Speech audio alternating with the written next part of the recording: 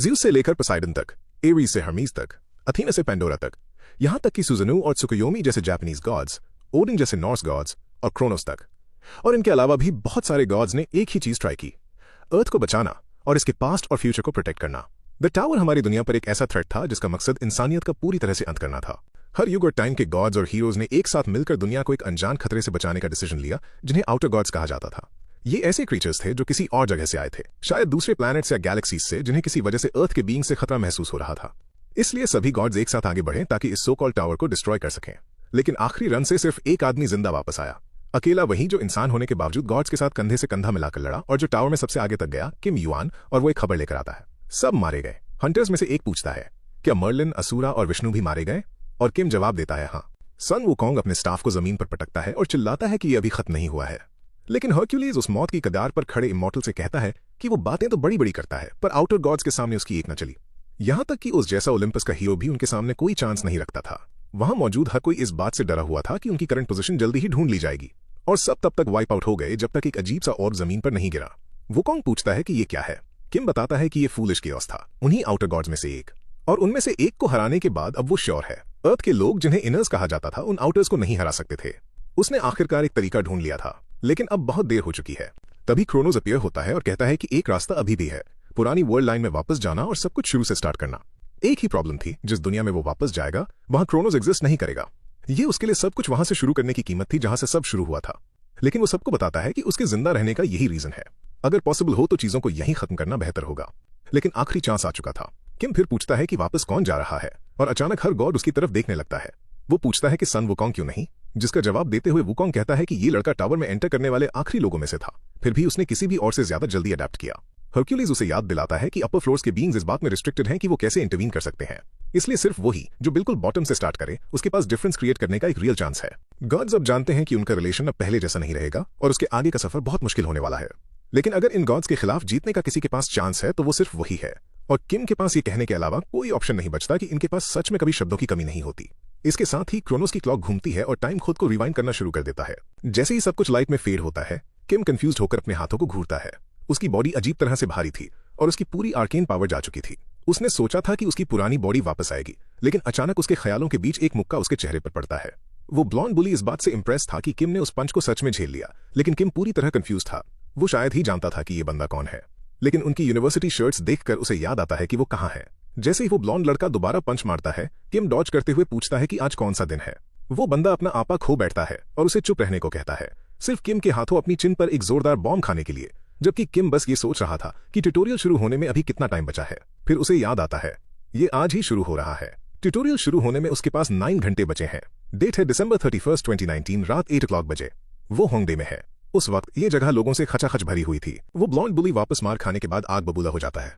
आसपास इतने लोग थे कि वो अपने दोस्तों को स्पॉट भी नहीं कर पा रहा था। एक पल बाद उसके दोस्त उसे ढूंढ लेते हैं और बुलाते हुए पूछते हैं कि उसने इतना टाइम क्यों लगाया। ये किम को याद दिलाता है कि वो कैंपस क्यों गया था, सिर्फ इस बेवकूफ की कुटाई खाने। लेकिन पहली बार किम ने पलटकर वार किया था। उसने यहां तक कहा कि अब उसे वो याद आ गया है, और उसे एक पैथेटिक लूजर बुलाया जो छुट्टियों के दौरान सिर्फ झगड़ा करने के लिए कैंपस आया था। जमीन पर पड़े हुए बुली को याद आता है कि किम ने कहा था कि वो इससे भी बुरे का हकदार है, लेकिन उस पर टाइम वेस्ट करने का कोई फायदा नहीं। बुली सोचता है कि किम पागल हो गया है, ऐसी बातें कर रहा है जो उसकी समझ से बाहर थी, और कसम खाता है कि वो उसे इसकी कीमत चुकाएगा। बाद में वो अपने दोस्तों से झूठ बोलता है, शेखी बघाड़ते हुए कि उसने किम को इतनी बुरी तरह पीटा है कि वो शायद अब हॉस्पिटल में होगा। उनमें से एक मजाक करता है कि अगर वो उसे ऐसे ही पुश करते रहे तो वो शायद सुसाइड कर लेगा। बुली श्रग करते हुए कहता है कि उसे कोई फर्क नहीं पड़ता, वैसे भी उसकी कमी किसी को महसूस नहीं होगी। फिर वो पूरी रात पीने में निकाल देते हैं जब तक सब टल्ली नहीं हो जाते। एक पॉइंट पर कोई टाइम चेक करता है, रात के 11:50 हो रहे हैं। किम वापस आता है और देखता है कि स्ट्रीट अभी भी भरी हुई है। दूर कहीं बुली का ग्रुप पार्टी कर रहा है, 2020 के आने का वेट कर रहा है। वो एक और राउंड के लिए जाते हैं और बुली उनसे जल्दी करने को कहता है इससे पहले कि वो ज्यादा नशे में हो जाए। फिर वो अपना फोन चेक करता है और देखता है कि मिडनाइट करीब है। उसके दोस्तों में से एक अचानक किसी को आते हुए देखता है और किम की तरफ इशारा करता है। वही लड़का जिसके बारे में बुली क्लेम कर रहा था कि उसने उसे तबाह कर दिया है। किम एक बड़ा सा बैग कैरी करते हुए भीड़ के बीच से चलता आ रहा था। एक दोस्त मजाक करता है कि किम तो बिल्कुल ठीक लग रहा है उस इंसान के हिसाब से जो सपोजिटली अधमरा था, और पूछता है कि उस बैग में क्या है। वहीं पर बुली का झूठ पकड़ा जाने लगता है। सबको रियलाइज होने वाला था कि असल में पिटा वही था, और इस बात से उसका खून खौल उठता है। तो आखिरकार वो अपना मूव बनाता है। वो गुस्से में किम के पीछे जाता है और अपने दोस्तों को आने को कहता है ताकि चारों मिलकर उस पर अटैक कर सकें। किम रुकता तक नहीं है, वो बस उनके पास से निकल जाता है और बुली उसे आवाज लगाता है, रुकने को कहता है। किम पीछे मुड़ता है, उसके चेहरे की तरफ देखता है और पूछता है कि उसे क्या चाहिए। फिर वो पूछता है कि वो यहाँ क्यों है। आसपास के लोग नोटिस करने लगते हैं कि वहाँ लफड़ा होने वाला है। किम उन सबको इग्नोर करता है और अपनी वॉच उतार देता है। वो उन चारों लड़कों से कहता है कि ऑलमोस्ट मिडनाइट हो चुकी है, इसलिए उन्हें अपने आखिरी 3 मिनट एंजॉय करने चाहिए। उसके बाद हेल शुरू होगा। फिर वो अपनी वॉच जमीन पर फेंक देता है। बुली आगे बढ़ता है, उसे गालियां देता है और बकवास बंद करने को कहता है, लेकिन किम बस अपना बैग खोलता है। जैसे ही बैग खुलता है, बुली की हालत पतली हो जाती है। अंदर नाइफ से भरा एक बैकपैक था और उसके दोस्तों को तुरंत लगता है कि किम पागल हो चुका है। अब वो बुरी तरह डर गए थे और बुली से भीख मांगते हैं कि वो तुरंत माफी मांग ले। वो ग्रुप जल्दी से पीछे हट जाता है, अपनी गलती मानता है और किम से इस बात को जाने देने को कहता है, लेकिन किम एक कुल्हाड़ी निकाल लेता है। सब उसके सामने गिड़गिड़ाने लगते हैं, कहते हैं कि ये बस एक बेवकूफी भरा मजाक था और बुली शर्मिंदा है। वो इन बातों पर ध्यान ही नहीं देता। उसका ध्यान सिर्फ इस बात पर था कि ये जगह कितनी क्राउडेड है, क्योंकि उसे पता था कि आगे क्या आने वाला है। फिर वो बैग को किक मारता है, जिससे वेपन्स उस ग्रुप की तरफ चले जाते हैं। उसके बाद वो रुकता है और काउंटडाउन शुरू करता है, ये जानते हुए कि अब ये शुरू होने वाला है। सिर्फ 1 सेकंड बचा था। वो आखिरी सेकंड खत्म होने का नाम ही नहीं ले रहा था। फिर जनवरी 1, 2020 की मिडनाइट आती है। अचानक सबको अपने दिमाग में एक क्रशिंग प्रेशर और कानों में एक तेज रिंगिंग साउंड सुनाई देती है। उसी वक्त पूरी सिटी लाइट के बीम्स और ग्लोइंग पिंक मार्किंग से कवर हो जाती है। एक ग्रिन के साथ किम बुली से कहता है कि उसके 3 मिनट्स खत्म हो गए। Welcome to hell. बुली को अभी भी कुछ समझ नहीं आ रहा था। तभी एक सिस्टम मैसेज अपीयर होता है। Sector 20131, total population 12,014। System announce करता है कि ट्यूटोरियल अभी शुरू हो रहा है। पहला टेस्ट सर्वाइवल है। उन्हें एक ज़ॉम्बी होड के बीच जिंदा रहना होगा। ये पहला ट्यूटोरियल 30 मिनट्स तक चलेगा। उसके बाद हर एक ज़ॉम्बी गायब हो जाएगा। फिर हजारों ज़ॉम्बीज एक साथ अपीयर होते हैं। लोग पैनिक करने लगते हैं, ये सोचते हुए कि क्या ये रियल है, लेकिन किम को पहले से पता था कि ये रियल है और वो बहुत बड़ी तादाद में है। वो समझता है कि ये नंबर इतना ह्यूज क्यों है। ट्यूटोरियल की डिफिकल्टी हर सेक्टर की पॉपुलेशन के हिसाब से स्केल होती है, इसलिए ऐसी क्राउडेड जगह पर सेटअप उतना ही ब्रूटल मिलता है। यहाँ का बैलेंस सर्वाइवर्स के पूरी तरह खिलाफ था। बिना किसी हेजिटेशन के किम अपनी स्टेटस विंडो खोलता है। वो पहले भी ये कर चुका है। उसे ये भी पता है कि कोई यहाँ से भाग नहीं सकता, क्योंकि पूरी सिटी अलग अलग सेक्टर्स में डिवाइड हो चुकी है। उसके बाद वो अपनी इन्वेंट्री से एक पुरानी नाइफ निकालता है। वो जानता है कि ये पूरी जगह अब एक ब्लड बाथ में बदलने वाली है। सिस्टम सबको बताता है कि वो अब अपने स्टैट्स चेक कर सकते हैं। सिस्टम लोगों को स्टार्टिंग गियर देता है, पर उसमें से मोस्टली ट्रैश था। किसी अनलकी बंदे को ज़ॉम्बीज से लड़ने के लिए बस एक हथौड़ा मिलता है। किम सिस्टम द्वारा दी गई यूजलेस नाइफ को फेंक देता है। पहले फर्स्ट ट्यूटोरियल को सर्वाइव करना उसके लिए काफी था, पर अब नहीं। इसलिए वो अपने बैग से एक नाइफ निकालता है और प्रैक्टिस किए हुए हाथों से उसे रेडी करता है। उस धारदार ब्लेड को देखते हुए वो डिसाइड करता है कि वो कत्ले आम शुरू करने के लिए तैयार है। फिर वो फुल स्पीड में आगे बढ़ता है। पहला ज़ॉम्बी रिएक्ट भी नहीं कर पाता कि उसका ब्लेड एक ही झटके में उसका सिर धड़ से अलग कर देता है। तुरंत सिस्टम अनाउंस करता है कि वो इस एरिया में ज़ॉम्बी मारने वाला पहला इंसान है और उसे 100 पॉइंट्स का रिवॉर्ड मिलता है। ये किल उसे एक ह्यूज अमाउंट ऑफ एक्सपीरियंस भी देता है और वो तुरंत लेवल अप हो जाता है। लेवल अप होते ही उसे अपने अंदर बदलाव महसूस होता है। उसकी बॉडी पहले से हल्की हो जाती है और किम आगे बढ़ता रहता है। अपने रास्ते में आने वाले हर ज़ॉम्बी को काटता चला जाता है। उसका लेवल भी तेजी से बढ़ रहा था। उसका एक भी स्विंग बेकार नहीं जा रहा था। हर हिट एक किल था। सिर हवा में उड़ रहे थे। दूर से देख रहे लोगों को लगने लगता है कि ज़ॉम्बी जरूर वीक होंगे, क्योंकि किम इतनी आसानी से उन्हें फाड़ता जा रहा था। वो अपनी हिम्मत जुटाते हैं और वो भी लड़ने घुस जाते हैं। एक एक्स्ट्रा बंदा जोश में आ जाता है और एक ज़ॉम्बी पर चार्ज करता है। वो अपनी पूरी ताकत से अपना वेपन उस पर मारता है। उसे लगता है कि ये हिट उसे फिनिश कर देगा, पर इसका कोई असर नहीं होता। ज़ॉम्बी की स्किन बहुत टफ थी और ब्लेड मुश्किल से ही अंदर जाता है। उसे कुछ समझ नहीं आता। किम उसके बिल्कुल बगल में इतनी आसानी से उनका सफाया कर रहा था। फिर केओस के बीच एक तेज चीख सुनाई देती है। किम पलट कर देखता है और एक ज़ॉम्बी को उस आदमी की नेक पर काटते हुए देखता है। ये देखकर उस आदमी को रियलाइज होता है कि नॉर्मल स्ट्रेंथ काफी नहीं है।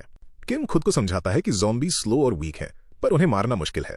शुरू में उन्हें दर्द महसूस नहीं होता। अकेला एक ज़ॉम्बी कुछ नहीं कर सकता, पर उनका पूरा ग्रुप डेडली होता है। वो जानता है कि कुछ लोग सर्वाइव करेंगे और टावर में ऊपर चढ़ना जारी रखेंगे, पर बहुत सारे लोग बच नहीं पाएंगे। किम एक और ज़ॉम्बी पर अटैक करता है, पर इस बार उसका अटैक काम नहीं करता।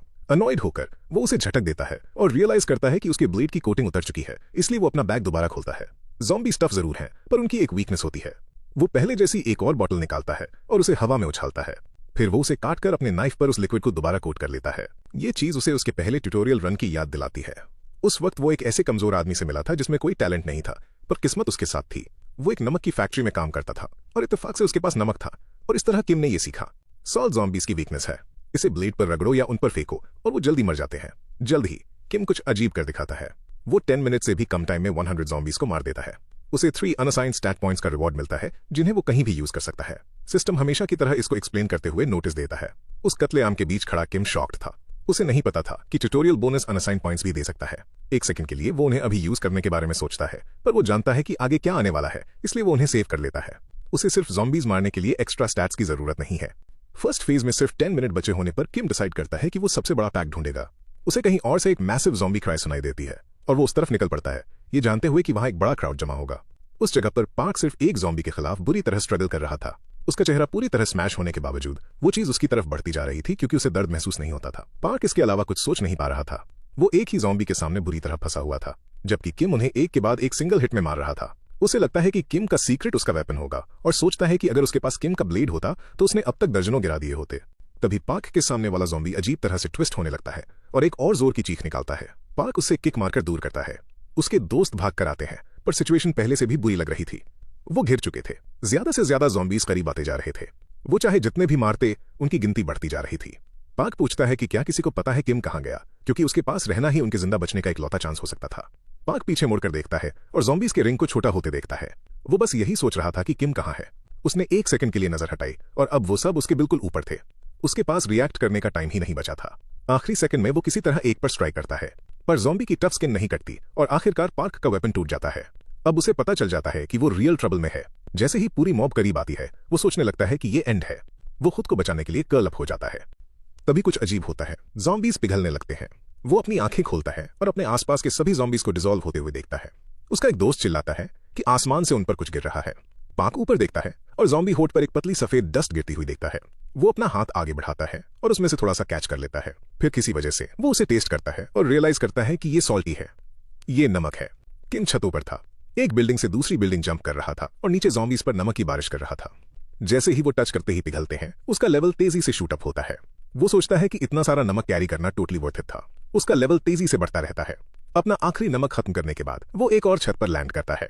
ठीक उसी वक्त पहला ट्यूटोरियल खत्म हो जाता है। 12,014 लोगों में से सिर्फ 47 लोग जिंदा बचे थे। सिस्टम परफॉर्मेंस के बेस पर रिवॉर्ड्स बांटने लगता है और किम को इनक्रेडिबल 1427 पॉइंट्स मिलते हैं। ऊपर से उसे बोनस स्टैट पॉइंट्स मिलते हैं, 1 स्ट्रेंथ, 2 वाइटैलिटी और एक और अनअसाइंड पॉइंट। क्योंकि वो उस सेक्टर का एमवीपी है, उसे 500 पॉइंट्स और मिलते हैं और ये अभी तक खत्म नहीं हुआ था। सिस्टम कहता है कि उसने कुछ ऑलमोस्ट इम्पॉसिबल अचीव किया है और उसे 1000 पॉइंट्स और देता है। किम कंप्लीटली स्टन्ड था क्योंकि रिवॉर्ड विंडोज पॉपअप होती जा रही थी। उसने कभी एक्सपेक्ट नहीं किया था कि ट्यूटोरियल इतना बड़ा पे आउट देगा। उसे टोटल 3000 से ज्यादा पॉइंट्स मिले थे। जब उसने पहली बार ये फेस क्लियर किया था, तब उसे सिर्फ 10 पॉइंट्स मिले थे। इसका मतलब इस रन ने उसे 300 गुना ज्यादा पॉइंट्स दिए थे और पहले ट्यूटोरियल के हिसाब से ये बहुत ह्यूज था। सिस्टम बिना टाइम वेस्ट किए अनाउंस करता है कि दूसरा ट्यूटोरियल तुरंत शुरू होगा। कोई ब्रेक नहीं। किम याद करने की कोशिश करता है कि आगे क्या आने वाला है। तभी अचानक सबके दिमाग में एक आवाज गूंजती है, hello everyone, how are you. ये सुनकर किम चौंक जाता है। बाकी सभी लोग भी शॉक्ड थे। वो आवाज उन्हें सर्वाइव करने पर कंग्रेचुलेट करती है, पर थोड़ी एम्बैरेस लग रही थी कि इस सेक्टर में इतने सारे लोग बच गए। प्लेयर्स पूछने लगते हैं कि कौन बोल रहा है और क्या बाकियों को भी ये सुनाई दे रहा है। वो आवाज कहती है कि उसके पास सबके लिए एक अनाउंसमेंट है। हालांकि ये सेकंड ट्यूटोरियल के बाद आनी थी। किम समझ जाता है कि ये सिस्टम का एक लैकी है। स्पीकर कहता है कि यहाँ किसी ने बहुत तेजी से लेवल अप किया है और बहुत सारे पॉइंट्स अर्न किए हैं। इस वजह से उसे एक्सप्लेन करना पड़ेगा कि अब पॉइंट्स कैसे काम करते हैं। प्लेयर्स पैनिक करने लगते हैं। उन्हें लगा था कि वो अब घर जाएंगे, पर लैकी क्लियर कर देता है कि आगे और भी ट्यूटोरियल्स हैं। फिर वो बताता है कि पॉइंट्स को खर्च करने के 2 मेन वेज हैं। पहला है शॉप, जो हर तरह के आइटम्स बेचती है। दूसरा है दूसरे प्लेयर्स के साथ पॉइंट्स ट्रेड करना। ऐसा करने के लिए 2 लोगों को बस फिजिकली कांटेक्ट करना होता है और पॉइंट्स ट्रांसफर किए जा सकते हैं। किम ये सब पहले से जानता है। पॉइंट्स किसी इंसान को गॉड बना सकते हैं और शॉप इस दुनिया का सबसे इंपॉर्टेंट हिस्सा है। अब से सब कुछ पॉइंट्स और लेवल्स की लड़ाई बन जाएगा, जिसका मतलब है चीजें और मुश्किल होती जाएंगी। उसके बाद वो स्मग लैकी पूछता है कि क्या सबने इस छोटे से ब्रेक को एंजॉय किया। फिर वो सेकंड ट्यूटोरियल शुरू करता है और सेक्टर के बीच में एक येलो सर्कल अपीयर हो जाता है। सिस्टम अनाउंस करता है कि हर सेक्टर के सेंटर में एक सेफ जोन बनाया जा रहा है। वो सबको उसके अंदर आने को कहता है और ऐड करता है कि हर सर्वाइवर को हर 3 घंटे में 100 पॉइंट्स मिलेंगे। फिर सिस्टम कलर चेंज करता है और अनाउंस करता है कि दूसरा ट्यूटोरियल शुरू हो चुका है। सेफ जोन बनता है, जिसके अंदर 2 रिंग्स थी। बाहर के लोग तुरंत उसकी तरफ बढ़ने लगते हैं। एक बंदा अपने दोस्त का कंधा पकड़ता है और उसे सेफ जोन की तरफ भागने को कहता है। वहीं वो ब्लॉन्ड बुली पैनिक कर रहा था, अभी भी समझने की कोशिश कर रहा था कि आखिर चल क्या रहा है। कोई उससे पूछता है कि क्या उसने उनके मिसिंग फ्रेंड को देखा है और ब्लॉन्ड बुली जवाब देता है कि उसे नहीं पता। उसे लगता है कि वो बंदा मर चुका है। तो उनका 4 का ग्रुप अब बस 3 का रह गया था। ब्लॉन्ड बुली इधर उधर देखता रहता है और जब उससे पूछा जाता है कि वो क्या ढूंढ रहा है, तो वो बात को टाल देता है। फिर तीसरा दोस्त कहता है कि उसे किम भी नजर नहीं आ रहा और वो सोचता है कि शायद वो भी मारा गया। पहला बंदा कहता है कि किम किसी मॉन्स्टर की तरह लड़ रहा था, तो वो डेफिनेटली ठीक होगा। और जब ब्लॉन्ड बुली एरिया को स्कैन करता रहता है, तो आखिरकार उसे किम नजर आ जाता है। वो उसकी तरफ भागता है, लोगों को हटने के लिए चिल्लाते हुए। उसका दोस्त चिल्लाता है कि सेफ जोन दूसरी तरफ है, पर ब्लॉन्ड बुली को कोई फर्क नहीं पड़ता। वो किम से बात करना चाहता है। जब वो पास पहुंचता है, तो वो किम के कंधे को पकड़कर उससे कहता है कि वो गलत रास्ते पर जा रहा है, सेफ जोन उनके पीछे है। क्या वो भूल गया? वो किम पर अपने साथ आने का जोर डालता है, ये कहते हुए कि वो एक वेटरन है और उसकी हिफाजत करेगा। पर असल में वो बस ये सोच रहा था कि किम के आगे पीछे रहने से वो ज्यादा देर तक जिंदा रहेगा। किम उस पर शायद ही एक नजर डालता है और कहता है कि उसे अच्छे से पता है कि वो क्या कर रहा है। उसे कहीं और जाना है और वो अकेला रहना चाहता है। वो इस बंदे के क्लोज कभी था ही नहीं और यहां तक कि वो उसे पसंद भी नहीं करता था। उसी वक्त किम उस ब्लॉन्ड बुली का हाथ अपने कंधे से हटाता है और उसे एक वार्निंग देता है। अगर वो जिंदा रहना चाहता है तो वो दूसरे लोगों पर डिपेंड नहीं रह सकता, उसे अपनी खुद की ताकत पर भरोसा करना होगा। फिर वो उसे पीछे घूमकर सेफ जोन में वापस जाने को कहता है। तब जाकर किम उसके चेहरे की तरफ देखता है और ऐड करता है कि उसे अपनी औकात में रहना चाहिए। एक इडियट कहलाना उस ब्लॉन्ड बुली के गुस्से को भड़का देता है। वो गुस्से में पलटकर जवाब देता है, पर किम तब तक आगे बढ़ चुका था और वहां जा रहा था जहां उसे जाना चाहिए था। ब्लॉन्ड बुली गुस्से से उबल रहा था, अपने मन ही मन किम को गालियां दे रहा था। उसके बाद वो सेफ जोन में चला जाता है, पर उसका तीसरा दोस्त इतना लकी नहीं था। वो उसके चारों तरफ बनी बैरियर से टकराता है। बाहर से वो चिल्लाता है कि ये ब्लॉक हो चुका है और कहता है कि वो अंदर नहीं आ सकता। वो ब्लॉन्ड बुली को पीछे मुड़ने के लिए आवाज लगाता है और तभी उन्हें रियलाइज होता है कि सेफ जोन अपनी लिमिट तक पहुंच चुका है। 2038 आउट ऑफ 2038, अब कोई और अंदर नहीं जा सकता और सिर्फ एक बंदा बाहर निकल सकता है। सेफ जोन की लिमिट सर्वाइवर्स की तादाद का ठीक आधा थी। उसी वक्त सेफ जोन के अंदर जाने की कोशिश कर रहे एक ड्वार्फ को एक क्रीचर जमीन के अंदर खींच लेता है जो ठीक उसके नीचे से निकलता है। बुली घूर कर देखता है और हकलाते हुए बोलता है, वो वहां क्या है? और भी मॉन्स्टर्स जमीन से बाहर आ रहे थे और लोगों को फाड़ने लगते हैं। थोड़ी दूर एक स्वॉर्ड पूरी ब्रुटैलिटी के साथ एक अंडरग्राउंड मॉन्स्टर पर स्लैम होती है। किम पहले ही अपने पहले शिकार को ढेर कर चुका था। उसके चारों तरफ लोग मदद के लिए चीख रहे थे और जो कुछ हो रहा था उस पर पैनिक कर रहे थे। किम समझ जाता है कि यह शुरू हो गया है। सेकेंड वेव यहां थी। सिस्टम उसे उस सेक्टर में पहला डार्कलिंग मारने पर कांग्रेचुलेट करता है। उसे 300 पॉइंट्स और 2 बोनस स्टैट पॉइंट्स मिलते हैं। फिर उसके स्टैट्स बढ़ना शुरू होते हैं। कॉन्शियसनेस, स्ट्रेंथ और डेक्सटेरिटी सभी एक एक पॉइंट बढ़ जाते हैं। किम फिर दिखाता है कि इन अंडरग्राउंड मॉन्स्टर्स को स्पॉट कैसे करना है। वो बताता है कि पहला स्टेप है अपनी आंखें बंद करना और अपने बाकी सेंसेस के साथ फोकस करना। अगर तुम ऐसा करते हो तो तुम जमीन के हिलने को महसूस कर सकते हो और जो आवाजें वो करते हैं उन्हें सुन सकते हो, जिससे उन्हें ट्रैक करना आसान हो जाता है। किम फोकस करता है और अपने पैरों के नीचे एक फेंट वाइब्रेशन कैच करता है। नीचे से कुछ आ रहा था। जब जमीन का हिलना तेज होता है, चार्ली को पता चल जाता है कि वो डार्कलिंग बाहर आने वाला है, इसलिए वो हवा में ऊंचा जंप करता है। फिर वो अपनी पूरी ताकत के साथ नीचे आता है और उसके सिर को क्रश कर देता है। उसके बाद सब सिंपल था। वो अपनी स्वॉर्ड निकालता है और एक साइड कट करता है, फिर दूसरी साइड उस वर्म को 2 हिस्सों में चीर देता है। ये दूसरा किल था। सिस्टम चार्ली को अलर्ट करता है कि वो दोबारा लेवल अप हो गया है, जिससे उसकी स्ट्रेंथ, डेक्सटेरिटी और परसेप्शन और बढ़ जाती है। वो बहुत खुश था। सिर्फ 2 को मारने के बाद नया लेवल रीच करने का मतलब था कि ये ग्राइंड जल्दी ही बड़ा पे ऑफ देने वाली है। जैसे ही उन डार्कलिंग्स का आना बंद होता है, चार्ली सबवे में और अंदर गहराई तक चला जाता है। वो यही सोच रहा था कि अगर वो ऐसे ही लगा रहा तो वो एक ह्यूज नंबर में स्टैट पॉइंट्स कलेक्ट कर लेगा। एक पल बाद वो सबवे के पहले लेवल पर पहुंच जाता है। उसे पता है कि ये डार्कलिंग जमीन के अंदर रहते हैं, टनल्स बनाते हैं और अपने नेस्ट्स कहीं नीचे छुपाते हैं, और वही वो ढूंढने का प्लान बनाता है। चार्ली बताता है कि ये सबवे एक परफेक्ट हंटिंग ग्राउंड है क्योंकि ये पहले से ही अंडरग्राउंड है। उसके ठीक आगे दर्जनों डार्कलिंग्स नीचे वेट कर रहे थे। उसी वक्त सिस्टम अनाउंस करता है कि चार्ली को एक सीक्रेट डंजन मिल गया है। रिवॉर्ड के तौर पर उसे 100 पॉइंट्स और मिलते हैं। चार्ली को डार्कलिंग्स का नेस्ट ढूंढने में ज्यादा मेहनत नहीं करनी पड़ी। वो जोश में आ जाता है, अपना वेपन घुमाता है और कहता है कि अब जब उसे उनका नेस्ट मिल गया है तो उन्हें हंट करना आसान होगा। वो इस पूरी जगह का सफाया करने वाला है। फिर प्रोटैगनिस्ट अपने लिए एक गोल सेट करता है, लेवल 20 तक पहुंचना। ये उसका पहला टारगेट था। एक डार्कलिंग चीखने लगता है, पर यह दर्द की चीख थी। प्रोटैगनिस्ट की स्पीड कम नहीं होती। वो उनके बीच से चार्ज करता हुआ निकलता है और उस पूरी जगह को एक ब्लड बाथ में बदल देता है। वो जहां भी जाता है ग्रीन ब्लड हर तरफ स्प्रे होता है। चार्ली बड़ी आसानी से डार्कलिंग्स को काट रहा था, उन्हें एक के बाद एक गिरा रहा था। तभी अचानक एक डार्कलिंग के अंदर से एक गोल ऑब्जेक्ट नीचे गिरता है। ये तुरंत प्रोटैगनिस्ट का ध्यान खींच लेता है। उसे देखते ही वो समझ जाता है कि ये वैल्यूएबल है और वो खुद को बेहद लकी महसूस करता है। उसने सेकंड ट्यूटोरियल में ऐसी चीज मिलने की उम्मीद नहीं की थी, तो अब उसके पास उन्हें मारने का एक और बड़ा रीजन था। जब वो उसे उठाकर चेक करता है तो उसे रियलाइज होता है कि ये उसकी सोच से भी ज्यादा बेहतर आइटम है। इसकी वजह से इन डार्कलिंग्स को हंट करना और भी ज्यादा वर्थ इट हो गया था। उस फियर को पकड़े हुए चार्ली डार्कलिंग्स की तरफ देखता है और माफी मांगता है, पर अब वो उन्हें मारने के लिए इतना मोटिवेटेड था कि वो उन्हें मारना नहीं रोक सकता था। वहीं ऊपर डार्कलिंग सब कुछ खा रहे थे। सेफ जोन के अंदर के लोग डर के मारे ये सब देख रहे थे। फिर पहले 3 घंटे बीत जाते हैं। सबको 100 पॉइंट्स मिलते हैं और हर तरफ सिस्टम विंडोज पॉपअप होने लगती हैं। लोग सोचने लगते हैं कि क्या 100 पॉइंट्स बहुत ज्यादा है, क्योंकि पॉइंट्स बेसिकली इस ट्यूटोरियल की करेंसी है। पर सिस्टम के पास एक और ट्विस्ट था। वो अनाउंस करता है कि रेड जोन डीएक्टिवेट कर दिया जाएगा और सेफ जोन की लिमिट 2038 लोगों से घटकर 1500 हो जाएगी। सिस्टम एक्सप्लेन करता है कि अगर सेफ जोन अपनी कैपेसिटी से ज्यादा भरा हुआ तो लोगों को रैंडमली बाहर निकाल दिया जाएगा। एक के बाद एक लोगों को सेफ जोन से बाहर फेंका जाने लगता है। उन्हें बिना किसी वार्निंग के बाहर निकाल दिया जाता है और डार्कलिंग्स तुरंत उन पर झपटे पड़ते हैं। एक बंदे को ठीक एक डार्कलिंग के सामने फेंक दिया जाता है और वो इसका पूरा फायदा उठाते हुए उसे खा जाता है। जिसे भी बाहर निकाला जाता वो वापस सेफ जोन में घुसने की कोशिश करता। इस केओस के बीच एक ह्यूज लड़का किसी को धक्का देकर साइड करता है और कहता है कि ये एक मजाक होगा अगर उसका बाप उससे पहले मर गया। उसे किसी भी तरह वापस अंदर जाना ही था। उनके चारों तरफ लोग डेस्परेटली सेफ जोन में वापस आने के लिए लड़ रहे थे। सेफ जोन के अंदर एक प्लेयर जिसे लिटिल रेड राइडिंग हुड कहा गया बोल्डली सबको चुप रहने और सुनने को कहता है। किसी वजह से पूरी भीड़ सच में शांत हो जाती है और उसकी तरफ देखती है। वो कहता है कि अब से उन्हें डिसाइड करना होगा कि कौन मरेगा ताकि बाकी लोग जिंदा रह सके। लिटिल रेड राइडिंग हुड जानता था कि अगर उसने कुछ नहीं किया तो हो सकता है रैंडमली उसे ही बाहर फेंक दिया जाए, इसलिए वो डिसाइड करता है कि उसे पहले किसी को मारना होगा। उसकी नजर एक बूढ़े आदमी पर पड़ती है और वो डिसाइड करता है कि वही उसका टारगेट होगा। वो उस बूढ़े आदमी को गले से पकड़ता है और कहता है कि वो अभी उसे मारने वाला है। आसपास के सभी लोग बुरी तरह डरे हुए थे और पूछते हैं कि क्या वो पागल हो गया है। एक डरपोक इंसान होने के नाते उसे लगता है कि ये बूढ़ा आदमी आसान शिकार होगा क्योंकि उसमें ना के बराबर ताकत है। पर वहां कुल्हाड़ी घूमती है और प्रोटैगनिस्ट बाजी पलट देता है। प्रोटैगनिस्ट एक और वर्म को मारता है, उसे इतनी गहराई से काटता है कि उसका जिस्म पूरी तरह चीर जाता है। चार्ली महसूस कर सकता था कि वो हर एक वर्म को मारने के साथ और फास्ट और स्ट्रांग होता जा रहा है। जल्द ही एक साथ 2 वर्म्स को काटना उसके लिए आसान हो जाता है। थोड़ी देर बाद सिस्टम उसे बताता है कि वो दोबारा लेवल अप हो गया है। जमीन पर वर्म्स की लाशों का ढेर लगा था और साथ ही उन राउंड स्टोन्स का भी जिनकी उसे तलाश थी। सिस्टम उसके स्ट्रेंथ, डेक्सटेरिटी, वाइटैलिटी और परसेप्शन में ऐड किए गए पॉइंट्स भी नोट करता है, सब में एक एक पॉइंट। आखिरकार चार्ली लेवल 20 तक पहुंच जाता है। वो एक नया स्टैट अनलॉक करता है जिसे आर्केन पावर कहा जाता है और वो जानता था कि उसने आखिरकार ये कर दिखाया। लगभग 3 घंटे में उसने इतने वर्म्स मार दिए थे कि वो लेवल 20 हिट कर गया। वो थका हुआ था पर हर लेवल अप के साथ उसकी बॉडी और हल्की महसूस हो रही थी। चार्ली के पास अब 5 अनस्पेंट स्टैट पॉइंट्स थे और उसे लगता है कि ये एक सॉलिड रिजल्ट है। वो इन्हें यूज करने का बहुत लंबा वेट कर रहा था। वो अपने सारे पॉइंट्स आर्केन पावर में डालने का प्लान बनाता है। जैसे ही वो कंफर्म करता है, सारे 5 पॉइंट्स सीधे आर्केन पावर में चले जाते हैं। प्रोटैगनिस्ट अपनी बॉडी में एक ह्यूज सर्ज महसूस करता है क्योंकि आर्केन पावर में 5 एक्स्ट्रा पॉइंट्स मिलना एक मैसिव बूस्ट है। वो बताता है कि आर्केन पावर एक कोर स्टैट है, उन सभी पावर्स का बेस जो वो आगे चलकर हासिल करेगा। उसके लिए ये सबसे इंपॉर्टेंट स्टैट है। अब प्रोटैगनिस्ट के पास 18 आर्केन पावर है। चार्ली एक्सप्लेन करता है कि उसे जितने भी लोग मिले थे जिन्हें सपोजिटली टावर का आशीर्वाद प्राप्त था, उन्होंने ज्यादा से ज्यादा 12 आर्केन पावर के साथ शुरुआत की थी और वो सीधा 18 के साथ शुरू कर रहा है। अपना पहला गोल पूरा होने के बाद चार्ली अगले गोल की तरफ बढ़ता है।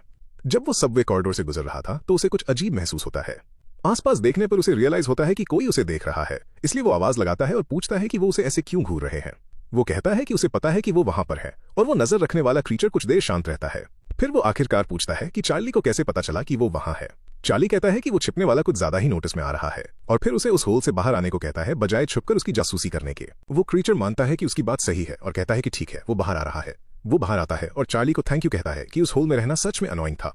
चार्ली को लड़ते हुए देखने से उसका बोरिंग काम काफी मजेदार हो गया था और उसे इन जानवरों को मरते हुए देखना बहुत पसंद आया। ये क्रीचर एक छोटा सा क्लाउन था जो खून से सना हुआ था और वो खुद को एडमिनिस्ट्रेटर के लाकी के रूप में इंट्रोड्यूस करता है। यहाँ तक कि वो खुद भी शॉक्ड था कि चार्ली इतनी जल्दी एंड लेवल मार्क तक पहुंच गया। चार्ली इसे लाइटली लेता है और कहता है कि वो बस थोड़ा लकी था। वो क्लाउन तुरंत पलटकर जवाब देता है कि ये लक नहीं था, उसने सब कुछ देखा था और चार्ली सच में डरावना है। फिर वो छोटा क्लाउन पूछता है कि चार्ली ने उसे क्यों बुलाया। चार्ली सीधे पॉइंट पर आता है, वो शॉप ओपन करना चाहता है। लैकी पूछता है कि क्या उसे कोई आइटम खरीदना है, पर चार्ली कहता है नहीं, उसे स्किल्स चाहिए। ये सुनकर क्लाउन चौंक जाता है। एक पल बाद वो लैकी शॉप खोलता है और उसे बताता है कि वो इस सेकंड ट्यूटोरियल में स्किल्स खरीदने वाला पहला इंसान है। चार्ली शॉप चेक करता है और चीजों की एक लंबी लिस्ट देखता है। जो एक चीज उसे चाहिए थी उसे ढूंढना आसान नहीं होगा क्योंकि कोई सर्च विंडो नहीं थी, उसे थोड़ा टाइम लगता है, पर एक बार मिलने के बाद भी चार्ली काफी स्मार्ट प्ले करता है।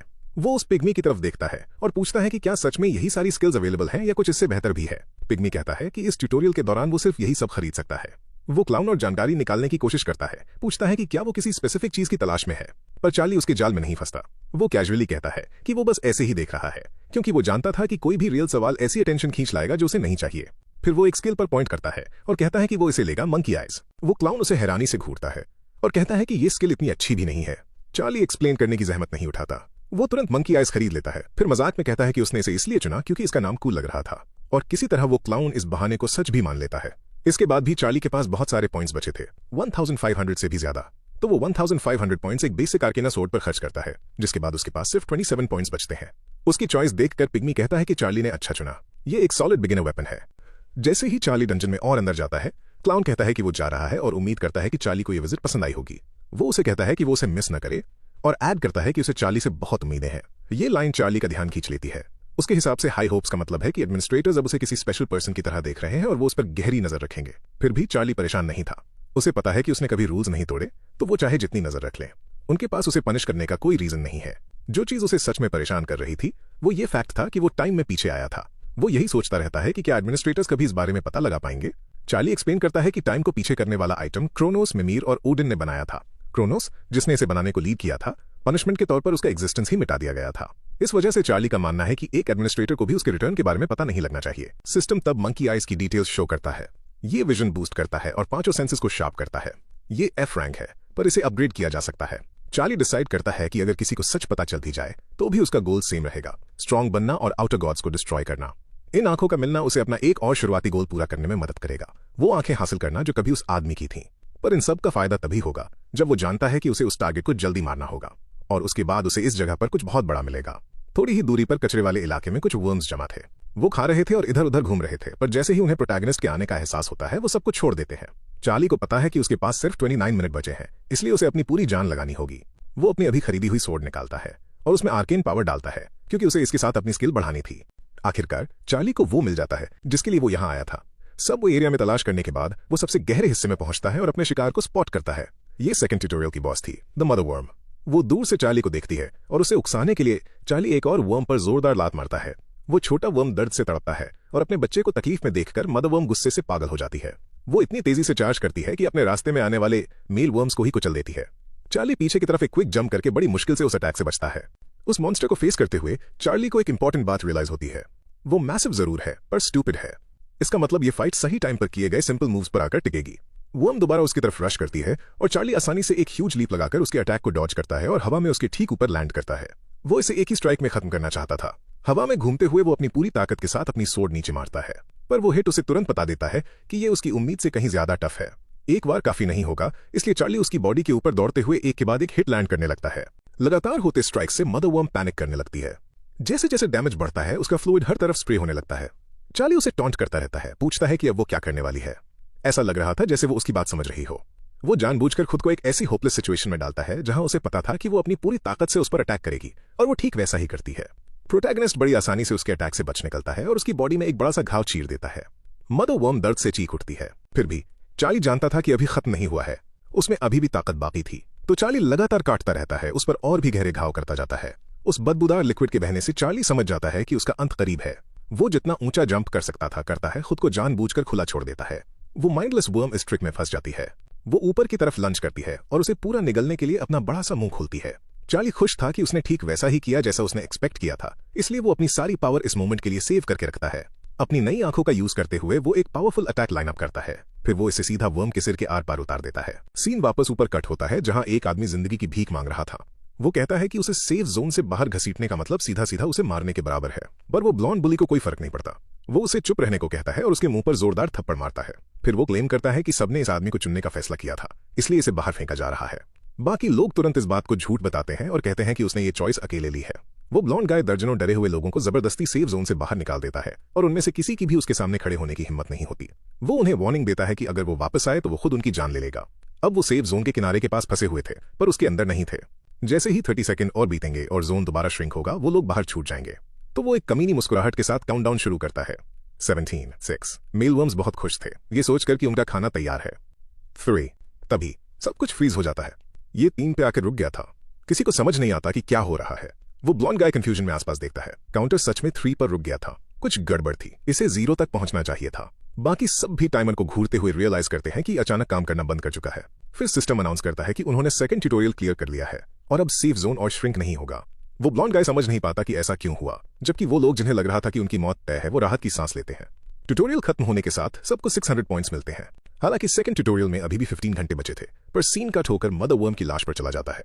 एडमिनिस्ट्रेटर का लैकी पूरी तरह स्टंट था कि चार्ली ने सच में उसे मार दिया, एक ऐसी चीज जिसे वो नामुमकिन मानता था। चार्ली मॉडेस्टी दिखाते हुए बस इतना कहता है कि ये सच में बहुत मुश्किल था। लैकी उसे हील करने का ऑफर देता है, पर चार्ली मना कर देता है। वो कहता है कि वो खुद रिकवर कर लेगा और वो क्लियर कर देता है कि ये हील रिवॉर्ड के तौर पर काउंट नहीं होगा। अपनी हाई वाइटैलिटी के साथ ऐसा घाव जल्दी ही ठीक हो जाएगा। वो क्लाउन ताली बजाने लगता है और उसकी तारीफ करता है। एक आम इंसान का सेकंड ट्यूटोरियल के बॉस को मारना अनबिलीवेबल है और वो लैकी अपना शौक छिपा नहीं पाता। चार्ली उसे कहता है कि वो थोड़ा ज्यादा आवाज कर रहा है। चार्ली नोटिस करता है कि मदर वर्म को मारे हुए लगभग 30 मिनट गुजर चुके हैं। वो देख सकता था कि लैकीज अभी भी स्टंट थे, क्योंकि उन्होंने क्लियरली कभी एक्सपेक्ट नहीं किया था कि बॉस यहां मरेगा। वो वर्म खुद ट्यूटोरियल का कोर थी। अगर वो मर जाती है तो पूरा ट्रायल वहीं खत्म हो जाता है। चार्ली श्योर था कि इसके लिए कोई रिवॉर्ड प्लान नहीं किया गया था, क्योंकि किसी ने सोचा ही नहीं था कि ऐसा होगा। दूसरे शब्दों में लैकी को पता ही नहीं था कि उसे क्या देना है। अपने फैलाए हुए केओस से खुश होकर चार्ली फिर भी अपना रिवॉर्ड मांगता है। क्लाउन पूछता है कि वो इतना श्योर कैसे है कि कोई रिवॉर्ड है, और कहता है कि चार्ली को इस दुनिया की समझ कुछ ज्यादा ही अच्छी है। चार्ली जवाब देता है कि उसने जो किया वो नॉर्मेलिटी से इतना बाहर है कि इसका कॉम्पेंसेशन तो मिलना ही चाहिए। पिग्मी बात घुमाने की कोशिश करता है। ज्यादातर लोगों को ये बात पता नहीं होती। चार्ली उसकी बात काटता है और दोबारा पूछता है उसका रिवॉर्ड कहाँ है। ये देखकर कि चार्ली पीछे नहीं हटेगा, क्लाउन हार मान लेता है और कहता है ठीक है, वो उसे दे देगा। क्लाउन पिग्मी उसे बताता है कि वो 3 रिवॉर्ड्स में से चुन सकता है। पहला ऑप्शन है सेकंड ट्यूटोरियल से सीधे 5th ट्यूटोरियल में स्किप करना और तीसरे और चौथे को पूरी तरह बाईपास कर देना। अगर चार्ली ये चुनता है तो उसे तीसरे और चौथे ट्यूटोरियल के रिवॉर्ड्स और इन्फॉर्मेशन भी मिल जाएंगे। चार्ली समझ जाता है कि क्लाउन उसे नीचा दिखा रहा है, जैसे तीसरा और चौथा ट्यूटोरियल इतने आसान होंगे कि उनका कोई फर्क ही नहीं पड़ेगा। फिर क्लाउन दूसरा रिवॉर्ड ऑप्शन देता है, एक आइटम या फिर 100 पॉइंट्स अगर वो चाहे। पिग्मी पूछता है कि वो क्या चुनेगा। चार्ली उसे घूरता है और तीसरे ऑप्शन के बारे में पूछता है। क्लाउन अपनी आवाज धीमी करता है और कहता है कि तीसरा चॉइस एक स्पॉन्सर के साथ डायरेक्ट कनेक्शन है। पिग्मी मानता है कि चार्ली को अभी इस बारे में नहीं जानना चाहिए था। ये ट्यूटोरियल तो आगे आने वाली दुनिया की सिर्फ शुरुआत है। टावर में ऊपर उसे बड़े बड़े ग्रुप्स और अनगिनत गॉड लाइक बीइंग्स का सामना करना पड़ेगा। वही तीसरा रिवॉर्ड है, इस दुनिया की सबसे ताकतवर पावर्स में से एक के साथ डायरेक्ट लिंक। पिग्मी चार्ली को बताता है कि ओलंपस उन ग्रेट फैक्शंस में से एक है जो टावर पर राज करते हैं और ओलंपस का सपोर्ट मिलना एक बहुत बड़ा ऑनर है। चार्ली चौंक जाता है। वो जानता था कि ओलंपस पावरफुल है, पर उसने कभी एक्सपेक्ट नहीं किया था कि वो इतनी जल्दी इंटरफेयर करेंगे, वो भी ट्यूटोरियल में। उसे ये भी पता है कि अगर वो ओलंपस की ताकत उधार लेता है तो टावर चढ़ना बहुत आसान हो जाएगा। फिर भी वो दूसरा रिवॉर्ड चुनता है। पिग्मी शॉक्ड होकर चिल्ला पड़ता है, पर चार्ली उसकी बात काट देता है। उसे पॉइंट्स चाहिए थे, यानी दूसरा ऑप्शन। ठीक उसी वक्त चार्ली को मदर वर्म को मारने के लिए 10,000 पॉइंट्स भी मिलते हैं। फिर भी वो ब्लडी क्लाउन उसे पुश करता रहता है। कहता है कि चार्ली अभी भी अपना माइंड चेंज कर सकता है क्योंकि उसने पॉइंट्स खर्च नहीं किए हैं। पिग्मी जिद करता है कि वो अभी भी ओलंपस से बात कर सकता है। वो चार्ली को मनाने की लगातार कोशिश करता है, कहता है कि उसे इतनी जल्दी फैसला नहीं करना चाहिए। फिर वो क्लेम करता है कि चार्ली ने सिर्फ इसलिए मना क्योंकि उसे पता ही नहीं है कि ओलंपस असल में क्या है। इस बकवास से थककर चार्ली आखिरकार जवाब देता है। वो उस क्लाउन से कहता है कि अगर वो यहाँ किसी के एजेंट के तौर पर काम कर रहा है तो उसे अपना काम और बेहतर तरीके से करना चाहिए। चार्ली श्योर था कि उसने इस तीसरे ऑप्शन को बाकी लैकीज के साथ क्लियर नहीं किया होगा और उसे डाउट था कि एडमिनिस्ट्रेटर ने भी इसे अप्रूव किया होगा। गुस्से से भरा वो क्लाउन कांपने लगता है और पूछता है कि चार्ली को एडमिनिस्ट्रेटर के बारे में कैसे पता। चार्ली और दबाव डालता है, क्या बाकी लैकीज को भी ऐसी ही डील्स मिली हैं? क्या ओलंपस ने उन सबको खरीद लिया है, या कुछ सेलेस्टियल किंगडम, देवा या किसी और जगह के लिए काम कर रहे हैं? वो लैकी पैनिक करने लगता है। वो हकलाते हुए पूछता है कि आखिर चार्ली है कौन। चार्ली को इसका जवाब देने की कोई परवाह नहीं थी। वो सिस्टम पैनल खोलता है और उसके बजाय क्लाउन को थैंक्स कहता है। उसके इस तरह ज्यादा बोलने की वजह से उसे एक और चीज पता चल गई जो उसे करनी थी। लैकी उस पैनल को नोटिस करता है और पूछता है कि वो क्या कर रहा है। सिस्टम में 1000 पॉइंट्स देकर एडमिनिस्ट्रेटर के साथ मीटिंग रिक्वेस्ट करने का एक ऑप्शन था, तो चार्ली वो पे कर देता है। फिर वो लैकी से कहता है कि उसे जल्दी ही पता चल जाएगा। कुछ ही सेकंड्स बाद जमीन हिलने लगती है और लैकी समझ जाता है कि कोई आ रहा है। एडमिनिस्ट्रेटर ने चार्ली की रिक्वेस्ट एक्सेप्ट कर ली थी और वो मीटिंग के लिए आ रहा है। चार्ली जानता है कि ट्यूटोरियल को टावर से अलग रहना चाहिए, इसलिए वो यहाँ ओलंपस की इस दखल अंदाजी को इग्नोर नहीं कर सकता। अगर वो ट्यूटोरियल में इंटरफेयर कर सकते हैं तो वो आगे चलकर उसके प्लान्स भी बर्बाद कर सकते हैं। फिर उसके सामने एक डिमेंशनल पोर्टल खुलने लगता है। उस पोर्टल से एक ह्यूज वॉरियर का बड़ा सा पैर और हाथ बाहर आता है। एक आवाज आती है, ट्यूटोरियल के दौरान एक मीटिंग रिक्वेस्ट 1000 पॉइंट्स के लिए। एडमिनिस्ट्रेटर चार्ली की तरफ देखता है और पूछता है कि क्या वही है जिसने उसे बुलाया है।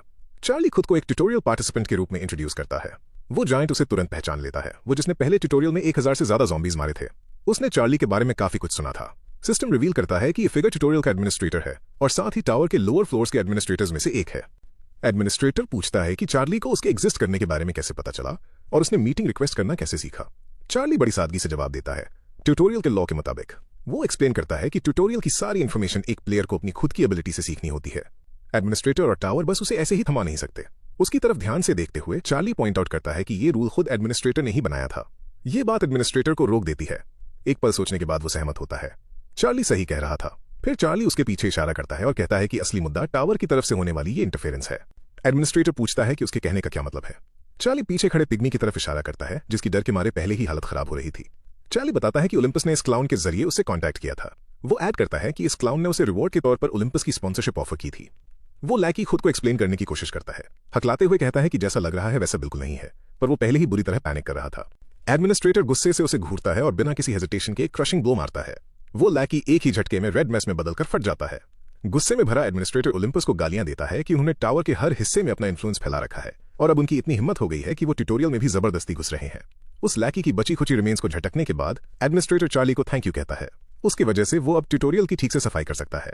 चार्ली, जिसे ये तक नहीं पता था कि ऐसा करना पॉसिबल भी है, तुरंत ट्यूटोरियल लॉ का जिक्र छेड़ देता है।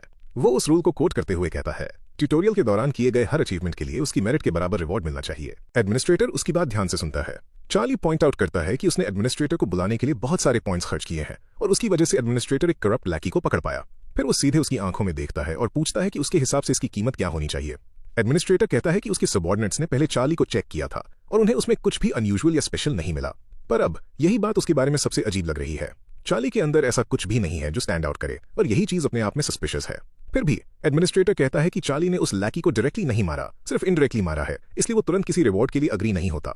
फिर वो एक लैकी को एक रैंकर से कंपेयर करता है और रियलाइज करता है कि इसका क्या मतलब है। सेकंड ट्यूटोरियल के एक प्लेयर ने अभी उस लेवल के किसी बीइंग को गिरा दिया था। एक मामूली पार्टिसिपेंट ने ऐसा कर दिखाया। चार्ली कैजुअली कहता है कि वो इसे एक कॉम्प्लीमेंट की तरह लेगा। वो जायंट जमीन पर बैठकर जोर से हंसने लगता है। उसके जवाब से काफी अम्यूज्ड था। वो कहता है कि चार्ली ने सच में कुछ इनक्रेडिबल कर दिखाया है और पूछता है कि उसके हिसाब से कौन सा रिवॉर्ड फेयर रहेगा। वहीं बैठे बैठे एडमिनिस्ट्रेटर चार्ली का स्टेटस चेक करने लगता है और इस बारे में सोचता है। वो चार्ली की कंडीशन को रिव्यू करता है, देखता है कि उसने अब तक कितने पॉइंट्स अर्न किए हैं और आखिरकार एक डिसीजन पर पहुंचता है। आखिर में वो कहता है कि उसने फिगर आउट कर लिया है। चार्ली कम से कम इतने का तो हकदार है। वो अपना बड़ा सा हाथ चार्ली की तरफ बढ़ाता है। चार्ली समझ जाता है कि वो उसके साथ कुछ ट्रेड करने की कोशिश कर रहा है, जो कि पॉइंट एक्सचेंज का बेसिक मेथड था। शुरू में चार्ली थोड़ा डिसअपॉइंटेड होता है।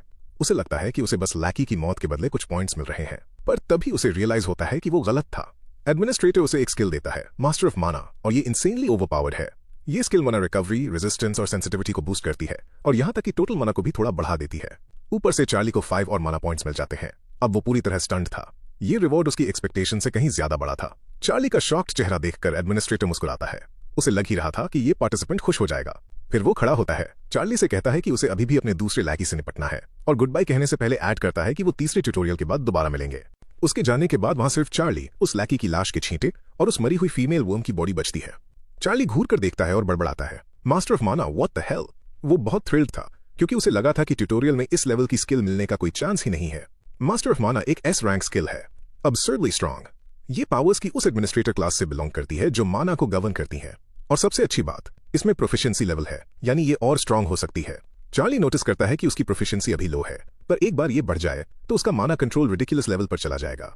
वो जानता है कि टावर में माना बेस्ड आर्केन पावर सबसे इंपॉर्टेंट चीजों में से एक होगी, इसलिए वो तुरंत अपने हाथ में माना का एक बॉल बनाना शुरू करता है। वो एक नई माना एक्सप्लोजन टेक्निक ट्राई कर रहा था, पर वो ऑर्ब अपना शेप खोने लगता है। उसके पास अभी भी वो 40 आर्केन पावर नहीं थी जो इसे ठीक से यूज करने के लिए चाहिए। सिर्फ 26 पॉइंट्स के साथ ये था उसका नतीजा। चार्ली जल्दी ही समझ जाता है कि बात बिगड़ रही है। वो बॉल अनस्टेबल हो रही थी, बिल्कुल एक बॉम्ब की तरह जो फटने ही वाला हो। बेवकूफी ना करते हुए वो उसे तुरंत दूर फेंक देता है।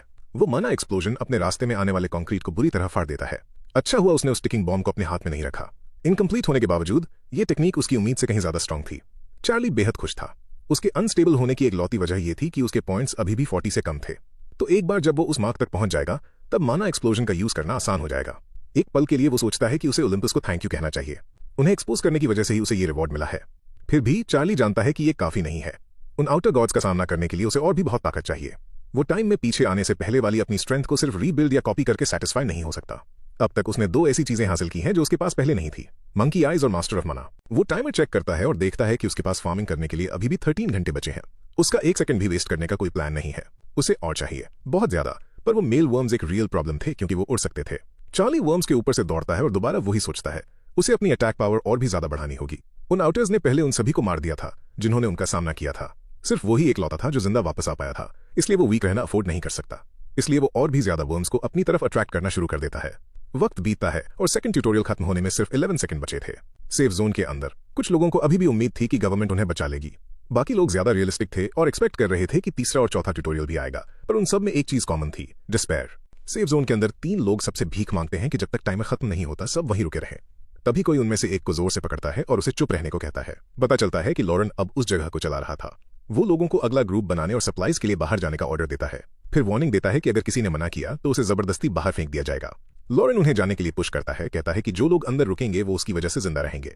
उसके दिमाग में इसका मतलब था कि बाकी लोगों को ग्रुप के सर्वाइवल के लिए अपनी जान रिस्क में डालनी चाहिए। वो ये भी डिक्लेयर करता है कि अब ये दुनिया ताकत से चलती है और क्योंकि वो वहां सबसे ज्यादा ताकतवर है इसलिए रूल करने का हक उसका है। आखिरी बार लॉरेन उन्हें आगे बढ़ने का ऑर्डर देता है, पर इससे पहले कि कोई रिएक्ट कर पाता, कोई दूर से आते हुए एक फिगर की तरफ इशारा करता है। एक अकेला इंसान सेफ जोन के बाहर से उनकी तरफ चलता आ रहा था, सीधे उन वर्म्स से भरे एरिया के बीच से। बहुत सारे लोगों को लगता है कि वो पागल हो गया है जो इस तरह वहां घूम रहा है। तभी कोई चिल्लाता है कि वो अपने पैरों के नीचे ध्यान दे। लॉरेन, जिसके सेंसेस शार्प थे, जमीन के अंदर एक मेल वर्म की वाइब्रेशन महसूस करता है। वो जायंट वर्म जमीन फाड़कर बाहर निकलता है। अपने नए शिकार को खाने के लिए बेताब था, पर चार्ली उस पर एक नजर भी नहीं डालता। वो बस चलता रहता है। वो वर्म पूरी स्पीड से उस पर झपट्टा मारता है, चार्ली को पूरा निगलने की कोशिश करता है। चार्ली शांति से हवा में ऊंची जंप लगाता है। फिर वो अपने पैरों में मना चैनल करते हुए जोरदार तरीके से नीचे आता है और उस वर्म को एक ही स्टॉम्प में क्रश कर देता है। सेफ जोन का हर एक बंदा उसे घूरता रह जाता है। चार्ली ने उस मॉन्स्टर को सिर्फ अपने पैरों से मार दिया था। तभी सेकंड ट्यूटोरियल का टाइमर अचानक चेंज हो जाता है। 11 सेकंड्स बचे होने के बजाय अब वो 5 मिनट्स और 12 सेकंड्स दिखाता है। चार्ली ठीक लॉरेन और बाकी लोगों के पास से गुजरता है और उनसे कहता है कि उसे इग्नोर करें और अपनी वो छोटी सी बातचीत जारी रखें। ये बिल्कुल साफ था कि चार्ली वहां मौजूद सभी लोगों से कंप्लीटली डिफरेंट लेवल पर था। वो इस सेफ जोन को बस अपना रिवॉर्ड कलेक्ट करने का एक छोटा सा स्टॉप मानता था। पर अचानक लॉरेन चार्ली का नाम पुकारता है। चार्ली उसकी तरफ देखता है और जल्दी ही रियलाइज कर लेता है कि ये इडियट वहां लीडर बनने की एक्टिंग कर रहा है। लॉरेन एक ईगर पपी की तरह दौड़कर उसके पास आता है और ऐसे बिहेव करता है जैसे वो दोनों क्लोज फ्रेंड्स हों और पूछता है कि चार्ली कहाँ था। सबके सामने वो एक नाटक करता है और क्लेम करता है कि जिस पल चार्ली गायब हुआ था उसने तुरंत उसे ढूंढना शुरू कर दिया था, पर चार्ली उसका ये नाटक पकड़ लेता है। सेफ जोन के लोगों को लगने लगता है कि चार्ली और लॉरेन सच में अच्छे दोस्त हैं। ठीक उसी वक्त बहुत से लोग काफी सारा खाना लेकर सेफ जोन में वापस आते हैं, पर बाकी लोग उन पर झपट्टा मारते हैं और जबरदस्ती उनसे सब कुछ छीन लेते हैं। लॉरेन इस बात को छिपाने की कोशिश करता है और जल्दी से चार्ली को अंदर की तरफ बुलाता है ताकि वो ये सब ना देखे। चार्ली सीधे उससे पूछता है कि क्या उसने जबरदस्ती उन सभी से अपने लिए सप्लाईज इकट्ठा करवाए। ये रियलाइज करके कि चार्ली सब समझ गया है, लॉरेन फ्रीज हो जाता है। लॉरेन क्लेम करता है कि उसने ये ग्रुप के सर्वाइवल के लिए किया और इससे सबका फायदा होगा। चार्ली पलटकर जवाब देता है, पूछता है कि क्या उसने सिर्फ खाना जमा करने के लिए दूसरे लोगों की जान रिस्क में डाल दी। लॉरेन के पास कोई जवाब नहीं था। चार्ली उससे कहता है कि उसकी कहानी मैच नहीं कर रही। ये सुनकर लॉरेन का आपा खो जाता है और वो चार्ली पर भड़कते हुए उसे सुनने को कहता है। वो कहता है कि इस नई दुनिया में जिंदा रहने का मतलब एक डरपोक बनना है, इसलिए वो ठीक वैसा ही बनेगा। फिर वो चार्ली से पूछता है कि क्या इस दुनिया में कानून और मॉरल्स सच में मैटर करते हैं। लॉरेन के लिए सर्वाइवल का मतलब सैवेज, सेल्फिश और क्रूअल होना है। वो इसे नेचुरल ऑर्डर कहता है। चार्ली पर हंसते हुए लॉरेन उसका मजाक उड़ाता है कि उसे ये बात अब तक समझ नहीं आई।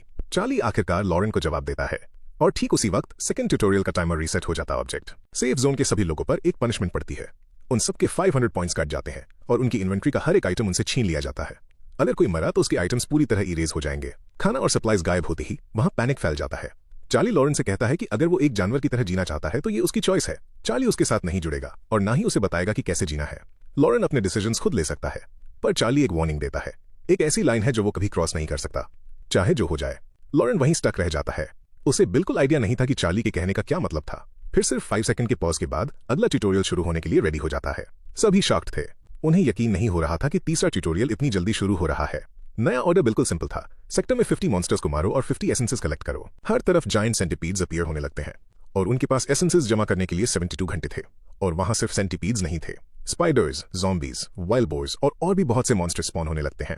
सबसे बुरी बात यह थी कि सिस्टम अनाउंस करता है कि टाइम खत्म होने पर यह पूरा सेक्टर डिस्ट्रॉय कर दिया जाएगा। 72 घंटों में गेट एक्टिवेट हो जाएगा। सेफ जोन के पास एक ग्रीन पोर्टल अपीयर होता है, पर वो अनगिनत मॉन्स्टर से घिरा हुआ था। सब लोग फिर से पैनिक करने लगते हैं और मॉन्स्टर्स और मौत, और किसी को नहीं पता कि यह सब कब खत्म होगा। कोई पूछता है कि क्या सेफ जोन अभी भी सच में सेफ है। कुछ लोग इसे समझने की कोशिश करते हैं, कहते हैं कि अब ये बिल्कुल एक गेम जैसा हो गया है। मॉन्स्टर्स मारो और एसेंसेस जमा करो। लॉरेन को तुरंत एक आइडिया आता है। वो खुद 50 एसेंसेस कलेक्ट करने का कोई प्लान नहीं बनाता, इसलिए वो भीड़ की तरफ मुड़ता है और उन्हें ऑर्डर देता है कि वो उसके लिए एसेंसेस कलेक्ट करें। तभी एसेंसेस एक के बाद एक ड्रॉप होने लगती हैं और वो सभी चार्ली की होती हैं। उसका टोटल तेजी से बढ़ता जा रहा था। चार्ली के पास पहले से ही 132 एसेंसेस जमा हो चुकी थी। वो अपना पुराना बैग उतार देता है क्योंकि वो इन सबको रखने के लिए बहुत छोटा था। फिर चार्ली एक बहुत बड़ा बैग निकालता है जिसमें और भी ज्यादा एसेंसेस आ सकती थी। सामने वाले मॉन्स्टर्स को देखकर वो जानता था कि फार्मिंग का टाइम आ गया है। यहां तक कि वो रैट मॉन्स्टर भी अभी तक वहीं था। चार्ली का गोल बिल्कुल क्लियर था। उसे 1000 एसेंसेस चाहिए थी, तो रास्ता सिंपल था, नॉन स्टॉप फार्मिंग। अपने सामने उस भीड़ को देखकर चार्ली अपने हाथ में मैजिक जमा करने लगता है। उसका माना भी बढ़ चुका था। हमने ये मूव पहले देखा है। वो ठीक अपने सामने दर्जनों मॉन्स्टर्स की भीड़ के आगे एक माना एक्सप्लोजन बना रहा था। मास्टर ऑफ माना की प्रोफिशिएंसी 0.5 बढ़ जाती है। चार्ली जानता था कि उसे सेकंड ट्यूटोरियल में 182 माना एसेंसेस जमा करके पहले ही लक मिल चुका है, पर यह अभी भी उसके गोल के लिए काफी नहीं था। माना एक्सप्लोजन उसके हाथ में बड़ा होता जाता है और हमेशा की तरह वॉर्प होने लगता है। जब उसकी चार्ज लिमिट तक पहुंचती है, चार्ली जानता है कि अब ये फायर करने के लिए रेडी है। फिर चार्ली पूरे जोश में आ जाता है और उसके फोकस से एक नई टेक्निक बनती है, माना एक्सप्लोजन। क्योंकि उसके पास अभी भी 40 पॉइंट्स नहीं थे, इतने सारे मना को कंट्रोल करना बहुत रफ था और उस अनस्टेबल ब्लास्ट को अपने हाथ में रखना इम्पॉसिबल था। इसलिए वो उसे मॉन्स्टर्स के झुंड में फेंक देता है और वो मना उसके सामने आने वाली हर एक चीज को बुरी तरह फाड़ देता है। चार्ली खुद शॉक्ड था क्योंकि उसने एक्सपेक्ट नहीं किया था कि ये इतना अच्छा काम करेगा। उस ब्लास्ट को कंट्रोल करने की कोशिश में उसके हाथ में बहुत तेज दर्द होता है और ये अटैक उसका पूरा माना जला देता है। फिर भी वो एक इंपॉर्टेंट चीज सीख लेता है। अगर उसके स्टैट्स और मास्टर ऑफ माना की प्रोफिशिएंसी बढ़ती रही तो ये स्किल इनक्रेडिबली यूजफुल बन जाएगी। एक्सप्लोजन यूज करने के बाद चार्ली पूरी तरह ड्रेन हो चुका था, पर ये वर्थ इट था। इसने उसके सामने मौजूद हर एक मॉन्स्टर का सफाया कर दिया था। वो जमीन पर गिरे हुए माना एसेंसेस उठाने लगता है और इस माना एक्सप्लोजन को अपनी माना कंट्रोल की टेस्टिंग के तौर पर देखता है। जो रैट्स इस ब्लास्ट की लपेट में नहीं आए थे वो डर के मारे कांप रहे थे। मौत ठीक उनकी आंखों के सामने से गुजरी थी और वो कुछ नहीं कर पाए थे। चार्ली भी इसे नोटिस करता है। ये सिर्फ रैट्स नहीं थे, अब हर एक सर्वाइविंग मॉन्स्टर उसे डरता था। तो चार्ली वापस अपने बेसिक तरीके पे आता है, अपनी ब्लेड निकालता है और उन्हें काटने के लिए तैयार हो जाता है।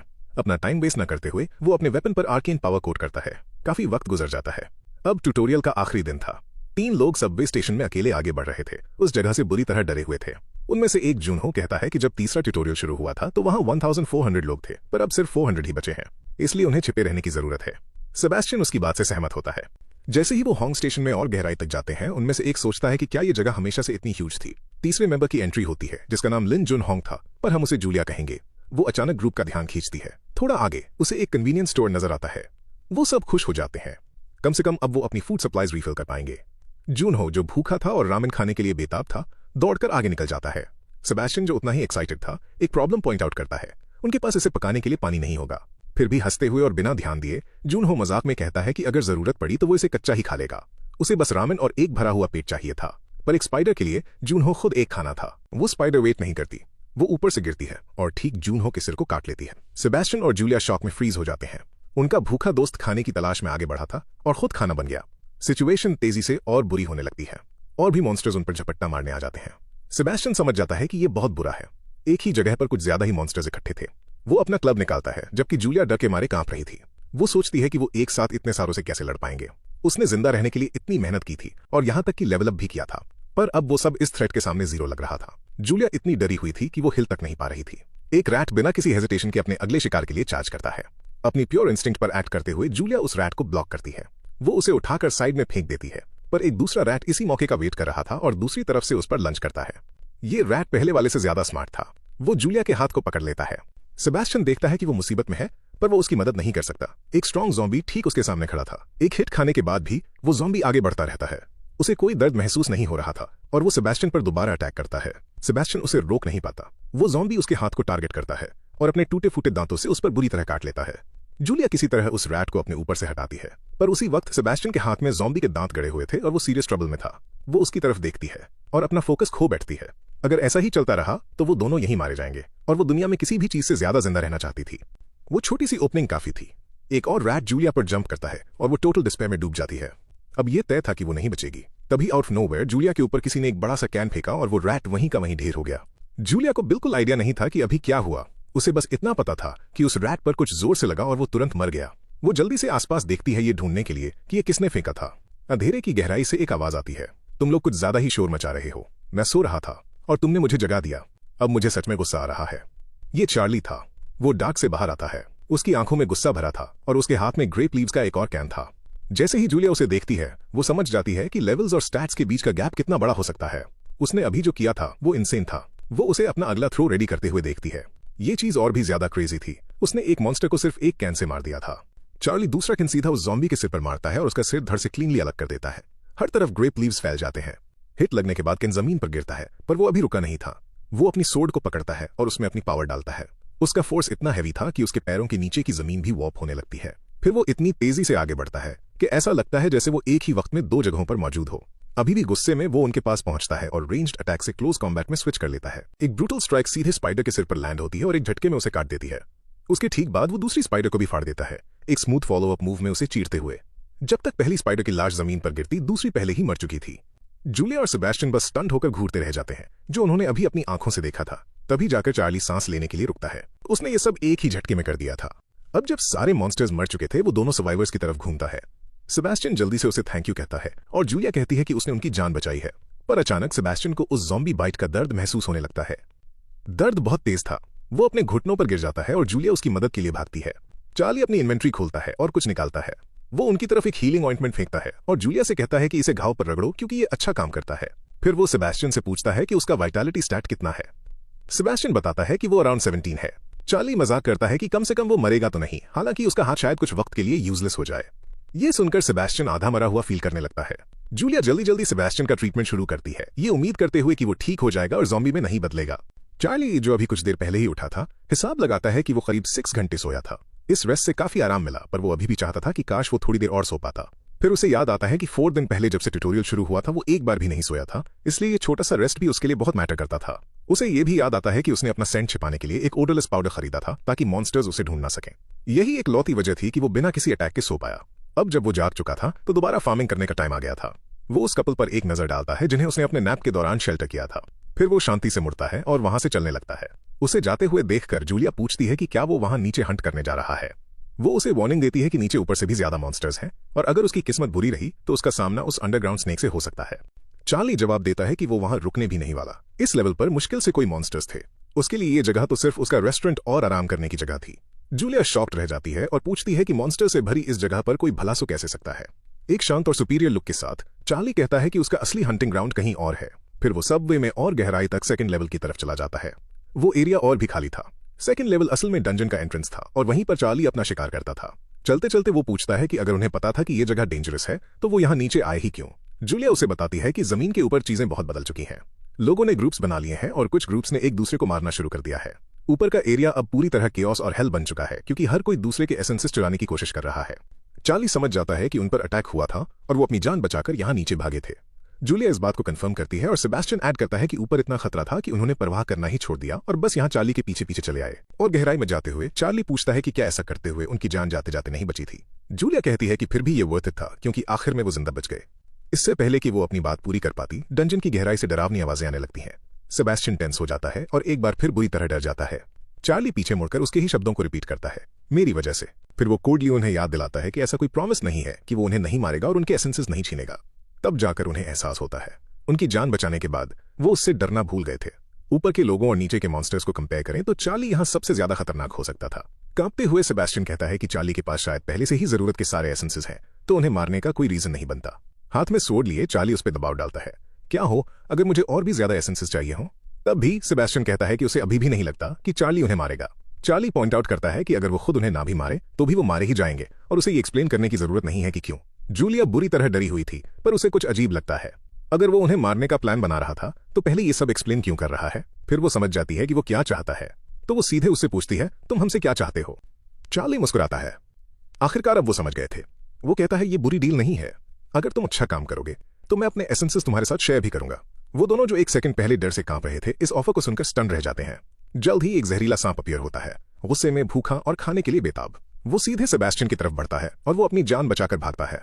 दौड़ते हुए सेबेस्टियन को याद आता है कि चार्ली इसे एक गुड प्रपोजल कह रहा था। उसके लिए ये बहुत घटिया था। वो लगभग मरने वाला था। फिर उसे याद आता है कि चार्ली ने पूछा था कि क्या उसके पैर ठीक हैं और अब उसे आखिरकार समझ आता है कि क्यों। चार्ली ने उसे बताया था कि उसे सिर्फ एक काम करना है, भागना। तो सेबेस्टियन चिल्लाते हुए भागता है कि सांप आ रहा है। तभी चार्ली इतनी तेजी से आगे बढ़ता है कि वो गायब होता हुआ लगता है। एक पल में वो अपनी पूरी ताकत से अपनी ब्लेड सांप के मुंह के अंदर घुसा देता है। वो सांप की बॉडी के ऊपर लैंड करता है और तुरंत खुद को उस जायंट लिजर्ड की तरफ लॉन्च करता है जो पीछे से चार्ज कर रही थी। परफेक्ट टाइमिंग और कंट्रोल के साथ वो एक स्ट्राइक करता है। वो लिजर्ड तुरंत मर जाती है। उसका सिर धड़ से क्लीनली अलग हो चुका था।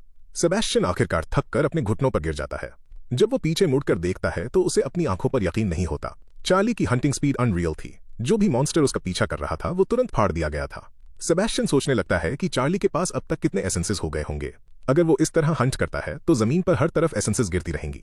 सेबेस्टियन ने कभी एक साथ इतनी सारी एसेंसेस गिरती नहीं देखी थी। वो हिसाब लगाता है कि हायर लेवल मॉन्स्टर्स का ड्रॉप रेट कहीं ज्यादा अच्छा होता होगा। सिर्फ 2 घंटे में चार्ली ने लगभग 50 एसेंसेस जमा कर ली थी। सेबेस्टियन को रियलाइज होता है कि वो सिर्फ स्ट्रांग नहीं है, वो ऊपर वाले प्लेयर्स से पूरी तरह अलग है।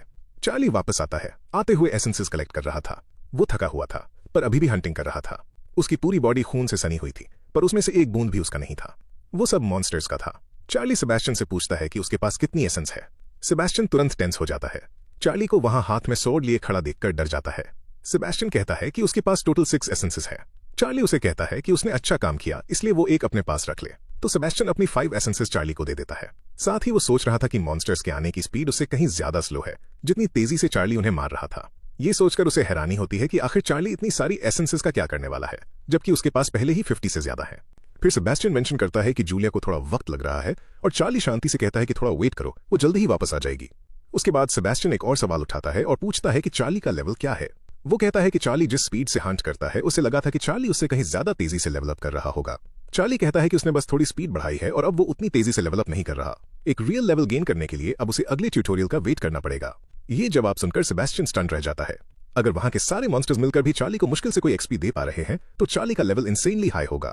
चार्ली फिर सेबेस्टियन से कहता है कि लेवल्स पर्सनल होते हैं इसलिए उसे दूसरों से उनके लेवल के बारे में नहीं पूछना चाहिए। अगर कोई उससे पूछे तो उसे भी जवाब नहीं देना चाहिए। यही बात स्टैट्स पर भी लागू होती है। वो कहता है कि उन्हें बिल्कुल शेयर मत करना। सेबेस्टियन कंफ्यूज हो जाता है और पॉइंट आउट करता है कि चार्ली ने पहले उसकी वाइटैलिटी के बारे में पूछा था। चार्ली जवाब देता है कि वो सही कह रहा है, उसे नहीं पूछना चाहिए था और बस सेबेस्टियन के हाथ को सड़ने और टूटकर गिरने देना चाहिए था। सेबेस्टियन जल्दी से सीधा हो जाता है और कहता है कि वो इसे याद रखेगा। फिर चार्ली उसे एक टिप देता है, जब वो मॉन्स्टर्स को अट्रैक्ट करने में बिजी हो तो सेबेस्टियन को भी कुछ को मारना चाहिए।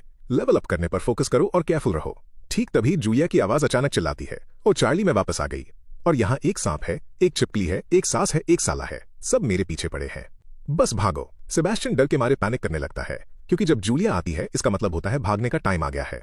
चार्ली हालांकि उसके लिए बिल्कुल परेशान नहीं लग रहा था। वो पलटकर गुस्से में भरे मॉन्स्टर्स के पूरे झुंड को चार्ज करते हुए आते देखता है। चार्ली पूरी स्पीड से सीधे उनकी तरफ दौड़ पड़ता है, जबकि जूलिया जिंदा रहने के लिए अपनी पूरी जान लगा देती है। सेबेस्टियन भी आगे बढ़ता है और अपनी पूरी ताकत से एक स्ट्रेट पंच मारता है और एक ही हिट में मॉन्स्टर को ढेर कर देता है, जिससे वो तुरंत लेवल अप हो जाता है। जूलिया पूछती है कि क्या सेबेस्टियन लेवल अप हुआ, और वो हाँ कहता है इससे पहले कि वो उसके बारे में पूछे। वो कहती है कि वो भी लेवल अप हुई और थोड़ी ही देर बाद सारे मॉन्स्टर्स मर चुके थे। सेबेस्टियन जमीन से आखिरी एसेंस उठाता है। उसके बाद वो जूलिया को एक और एसेंस देता है।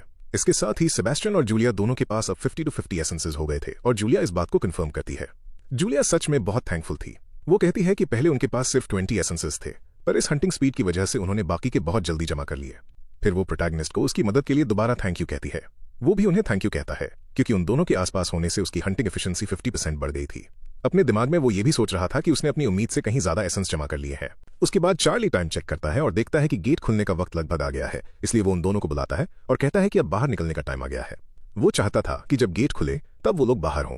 वो दोनों बहुत खुश थे, क्योंकि आखिरकार वो मॉन्स्टर्स के इस समुंदर से बाहर निकलकर वापस ऊपर जाएंगे। जूलिया पूछती है कि क्या बाहर के हालात अभी भी पहले जैसे क्रेजी होंगे। चार्ली कहता है कि वो शर्त लगा सकता है कि हालात और भी बुरे होंगे। तीसरा ट्यूटोरियल लगभग खत्म होने को था, इसलिए बाहर शायद कोई वॉर चल रही होगी। सेबेस्टियन कहता है कि उसे बाहर के लोगों की फिक्र हो रही है, क्योंकि वहां सिर्फ बुरे लोग ही नहीं, बहुत से अच्छे लोग भी हैं। फिर सीन बाहर पोर्टल पर शिफ्ट होता है। ये पहले ग्रीन हुआ करता था, पर अब ये रेड हो चुका है। इस पर 050 भी दिख रहा था, जिसका मतलब था कि अब पोर्टल एक इंसान को बाहर भेजने के लिए टोटल 50 एसेंसेस चार्ज करता है। वहां बहुत से लोग जमा थे, सभी उस पोर्टल के पार जाने और आगे बढ़ने के लिए डेस्परेट थे। एक एक्स्ट्रा प्लेयर अपना एसेंस चेक करता है और देखता है कि उसके पास सिर्फ 45 है, यानी उसके पास अभी भी 5 कम है। वो नोटिस करता है कि बाकी सभी लोग भी अपने वेपन्स के साथ साथ अपने एसेंसेस छिपा रहे हैं और धीमी शेडी आवाजों में बातें कर रहे हैं। एक गंजा एक्स्ट्रा प्लेयर कहता है कि एसेंस का ड्रॉप रेट बहुत घटिया है, इसलिए उन लोगों को मारना ज्यादा समझदारी है जिनके पास एसेंसेस है, बजाय उन मॉन्स्टर्स के जो स्ट्रांग हैं और शायद कुछ ड्रॉप भी ना करें। वो अपने पार्टनर से कहता है कि उन्हें और इंसानों को मारना होगा और ज्यादा रिलिक्स जमा करने होंगे। उसका पार्टनर इस बात से सहमत होता है और कहता है कि सब लोग यही सोच रहे हैं, बस इस बात का वेट कर रहे हैं कि पहला कदम कौन उठाएगा। उसका दोस्त, जो देखने में काफी रफ लग रहा था, कहता है पोर्टल खुलते ही सब कुछ बदल जाएगा। और कोई यही सोच रहा होगा, जिसके पास भी रेलिक्स हो उसे मारो, सब कुछ चुरा लो, 50 तक पहुंचो और इससे पहले कि कोई तुम्हारा सामान चुराए यहां से भाग निकलो। गंजा बंदा अपने दोस्त की तरफ पलटता है, पर तभी उसे उसके पीछे एक ब्लॉन्ड लीडर दिखाई देता है। वो कहता है कि वो लड़का शायद उन्हीं की तरफ आ रहा है। हाँ, वो सीधा हमारी तरफ ही आ रहा है। कुछ तो गड़बड़ है, सुनते हैं वो क्या चाहता है। गंजा बंदा रियलाइज करता है कि वो ब्लॉन्ड लीडर सच में उन्हीं की तरफ बढ़ रहा है और वो पहले ही समझ जाता है कि मुसीबत आने वाली है। ब्लॉन्ड लीडर काफी पोलाइटली आगे आता है और पूछता है कि उन दोनों का क्या हालचाल है। गंजे बंदे का दोस्त उसे तुरंत चुप करा देता है, कहता है कि वो दोस्त नहीं है और उन्हें फेक स्मॉल टॉक की जरूरत नहीं है। ब्लॉन्ड लीडर बस हंसता है, क्लियरली खुद से काफी खुश था। वो पहले से जानता था कि आगे क्या होने वाला है। फिर वो उस गंजे के दोस्त पर दबाव डालना शुरू करता है, कहता है कि सिचुएशन बिल्कुल साफ है, पोर्टल खुलेगा और एक ब्लड बाथ शुरू हो जाएगा। वो एक्स्ट्रा प्लेयर सोचता है कि ये ब्लॉन्ड बंदा एक नंबर का बास्टर्ड है और काफी चालाक भी है, क्योंकि वो पहले ही सब कुछ समझ चुका था, इसलिए दूसरों को मारकर पोर्टल से निकल भागना आसान नहीं होगा। वो एक्स्ट्रा उस ब्लॉन्ड लीडर से पूछता है कि उसे कितने एसेंस चाहिए। ब्लॉन्ड लीडर कहता है कि उसके साथ बहुत से लोग हैं, इसलिए उसके पास खिलाने के लिए बहुत सारे मुंह है। गंजे बंदे के दोस्त की आंखों में देखते हुए वो कहता है मुझे 700 चाहिए। वो बंदा सुन्न पड़ जाता है। उसने एक बड़े नंबर की उम्मीद की थी, पर 700?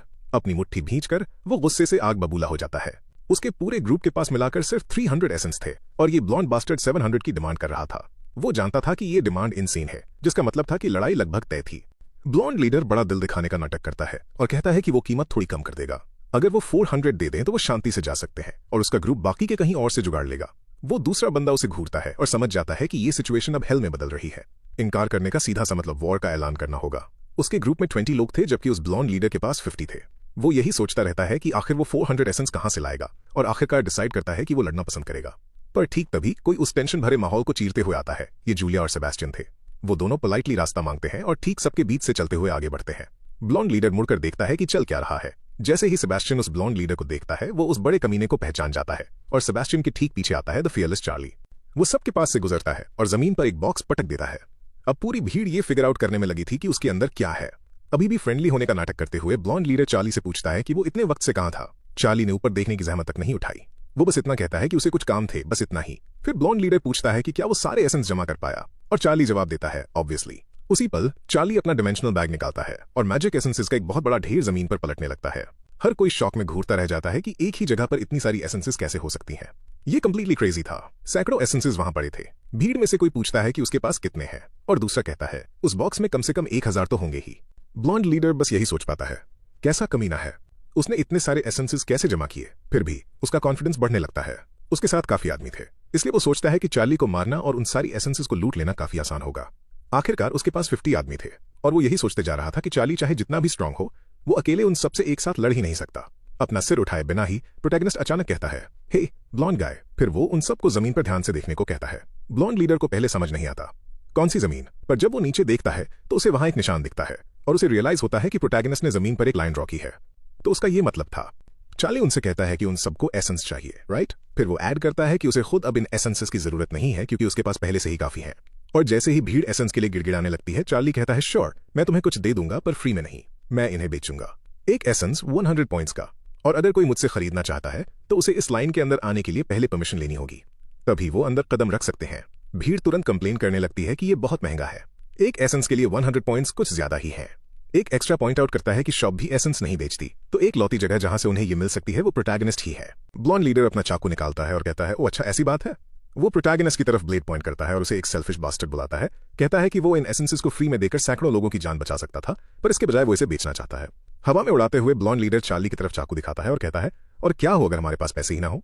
तुम क्या कर लोगे? क्या कर लोगे तुम? ब्लॉन्ड लीडर पूछता है, जबकि गुस्से में भरी भीड़ उसे घूर रही थी। चार्ली कहता है कि ये एक अजीब सवाल है। वो किसी को अपने पास से खरीदने के लिए फोर्स नहीं कर रहा है। वो इसे सिंपल रखता है, जिसे भी एसेंस चाहिए उसे पहले पे करना होगा। फिर वो एक यूजफुल टिप देता है, वो अपने आइटम्स या यहां तक कि अपने स्टैट्स बेचकर भी पॉइंट्स कमा सकते हैं। उसे इस बात से फर्क नहीं पड़ता कि पॉइंट्स कहां से आ रहे हैं, जब तक कि वो पे कर रहे हैं। एक्स्ट्रा स्टन रह जाते हैं।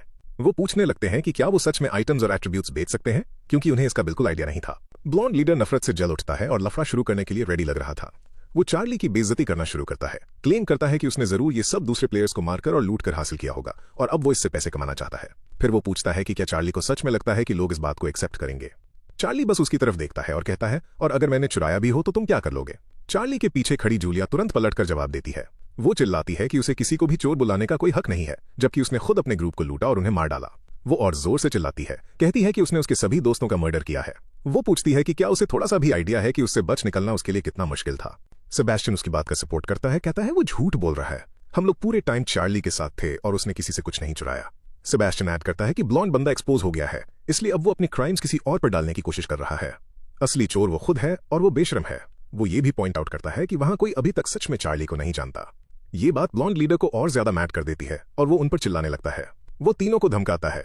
चार्ली के पीछे खड़े उन दोनों का मजाक उड़ाता है और पूछता है कि क्या उन्हें लगता है कि वो सेफ है। फिर उसके आदमी अपने वेपन्स निकालते हैं और लड़ने के लिए तैयार हो जाते हैं। गुस्से में आग बबूला ब्लॉन्ड लीडर सबको चार्ली और बाकी दोनों पर रश करने और उन्हें वहीं जान से मारने का ऑर्डर देता है।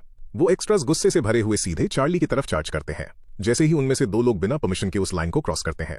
चार्ली एक ही स्विंग में उन दोनों के सिर धड़ से अलग कर देता है। वो बाकियों को घूरता है और कहता है, तो तुमने लाइन क्रॉस की? हाँ। फिर वो उन्हें दोबारा वार्निंग देता है, बिना परमिशन के ये लाइन क्रॉस नहीं करनी थी। वो दोनों लाशें जमीन पर गिरती हैं और बाकी सब फ्रीज हो जाते हैं।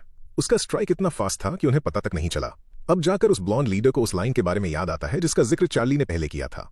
उसे वो वार्निंग याद आती है कि चाहे जो हो जाए इसे क्रॉस मत करना, हमेशा की तरह शांत। चार्ली सबसे कहता है कि उसका ऑफर अभी भी वही है, अगर वो पे कर सकते हैं तो वो उन्हें एसेंस बेचेगा, पर अगर किसी को उसके सर्कल के अंदर आना है तो पहले परमिशन लेनी होगी। वो कहता है, ये आखिरी वार्निंग है, खरीदो या मत खरीदो, ये तुम्हारी चॉइस है, पर अगर किसी ने बुरी नीयत के साथ ये लाइन दोबारा क्रॉस की तो मैं इसे ऐसे ही नहीं जाने दूंगा।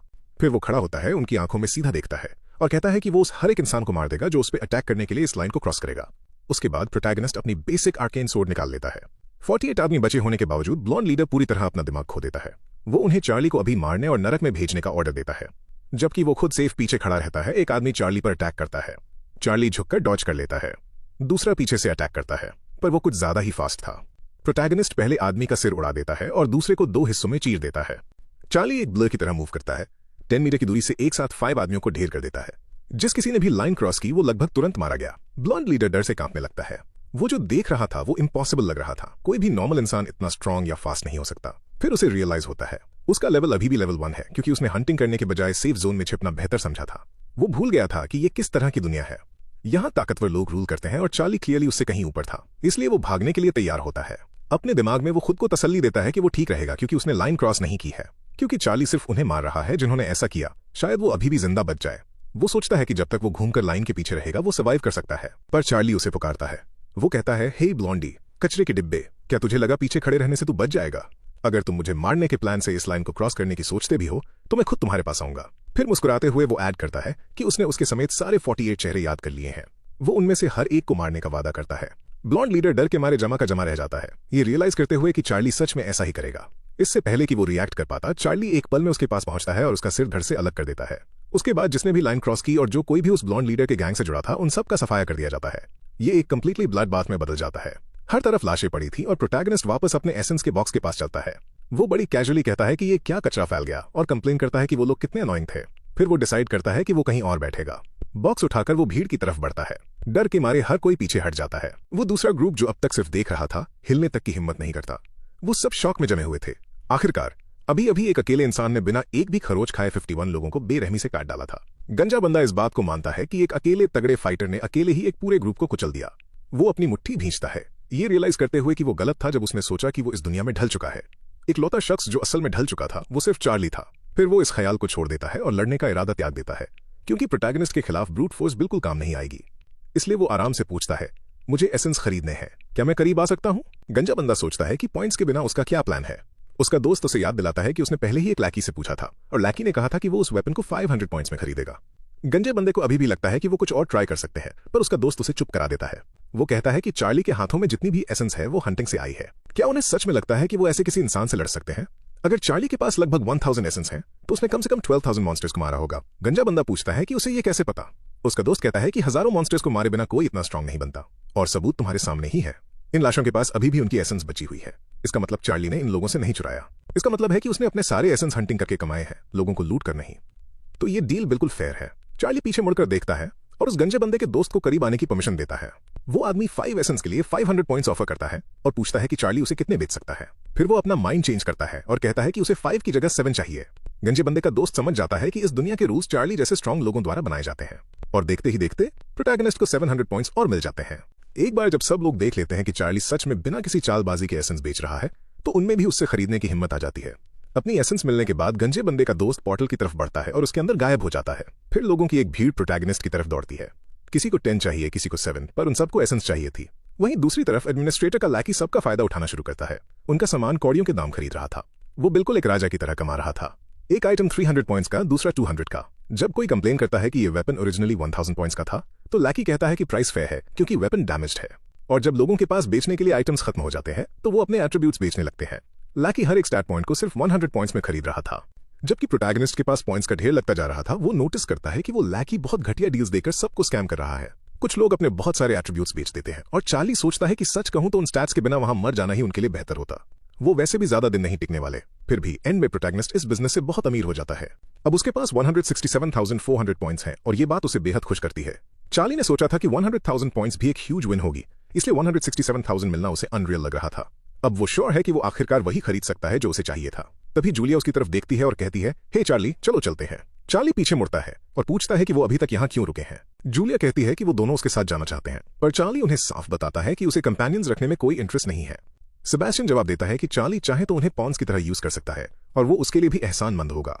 चार्ली एक गहरी सांस लेता है और सोचता है कि क्या जवाब दे। फिर बोलने से पहले वो थोड़ा सा हंसता है। वो उन्हें बताता है कि ये आगे काम नहीं करेगा। वो दोनों उससे किसी चीज की उम्मीद कर रहे हैं और इस तरह की सोच उन्हें आगे चलकर मरवा देगी। इस दुनिया में अगर तुम दूसरों पर इस तरह डिपेंड रहोगे तो तुम आगे नहीं बढ़ सकते।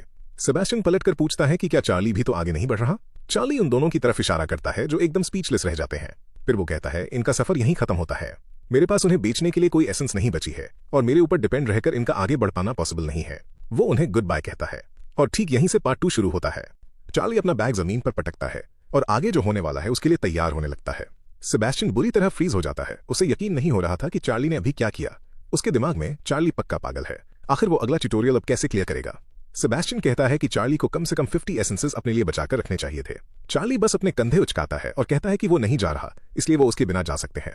ये जवाब सुनकर जूलिया और भी ज्यादा घबरा जाती है। जाते जाते चार्ली उन्हें एक आखिरी वार्निंग देता है, अभी के अभी यहाँ से निकल जाओ क्योंकि ये जगह नरक बनने वाली है। ये सुनकर जूलिया पैनिक में चार्ली की तरफ भागती है, पर सेबेस्टियन उसे रोक लेता है, ये रियलाइज करते हुए कि चार्ली ने पहले ही अपना डिसीजन ले लिया है। जूलिया का हाथ हल्के से पकड़कर सेबेस्टियन उसका नाम पुकारता है। फिर वो उससे कहता है कि उन्हें जाना होगा। चार्ली के लिए और कुछ न कर पाने की वजह से वो दोनों पोर्टल की तरफ निकल जाते हैं, जबकि चार्ली अकेले आगे बढ़ जाता है।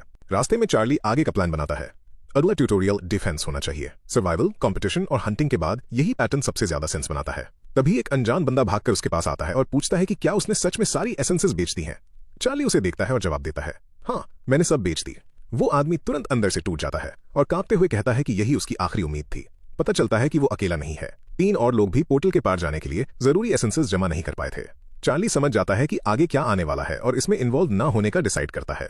वो बस चलता रहता है, ये जानते हुए कि ये पूरी जगह एसेंसेस के लिए एक बैटलफील्ड बनने वाली है। वहां करीब 12 लोग बचे थे और अगर हर एक के पास 5 एसेंसेस भी हैं तो एक कत्ले आम होना लगभग तय है। वहीं चार्ली अपनी दूरी बनाए रखता है।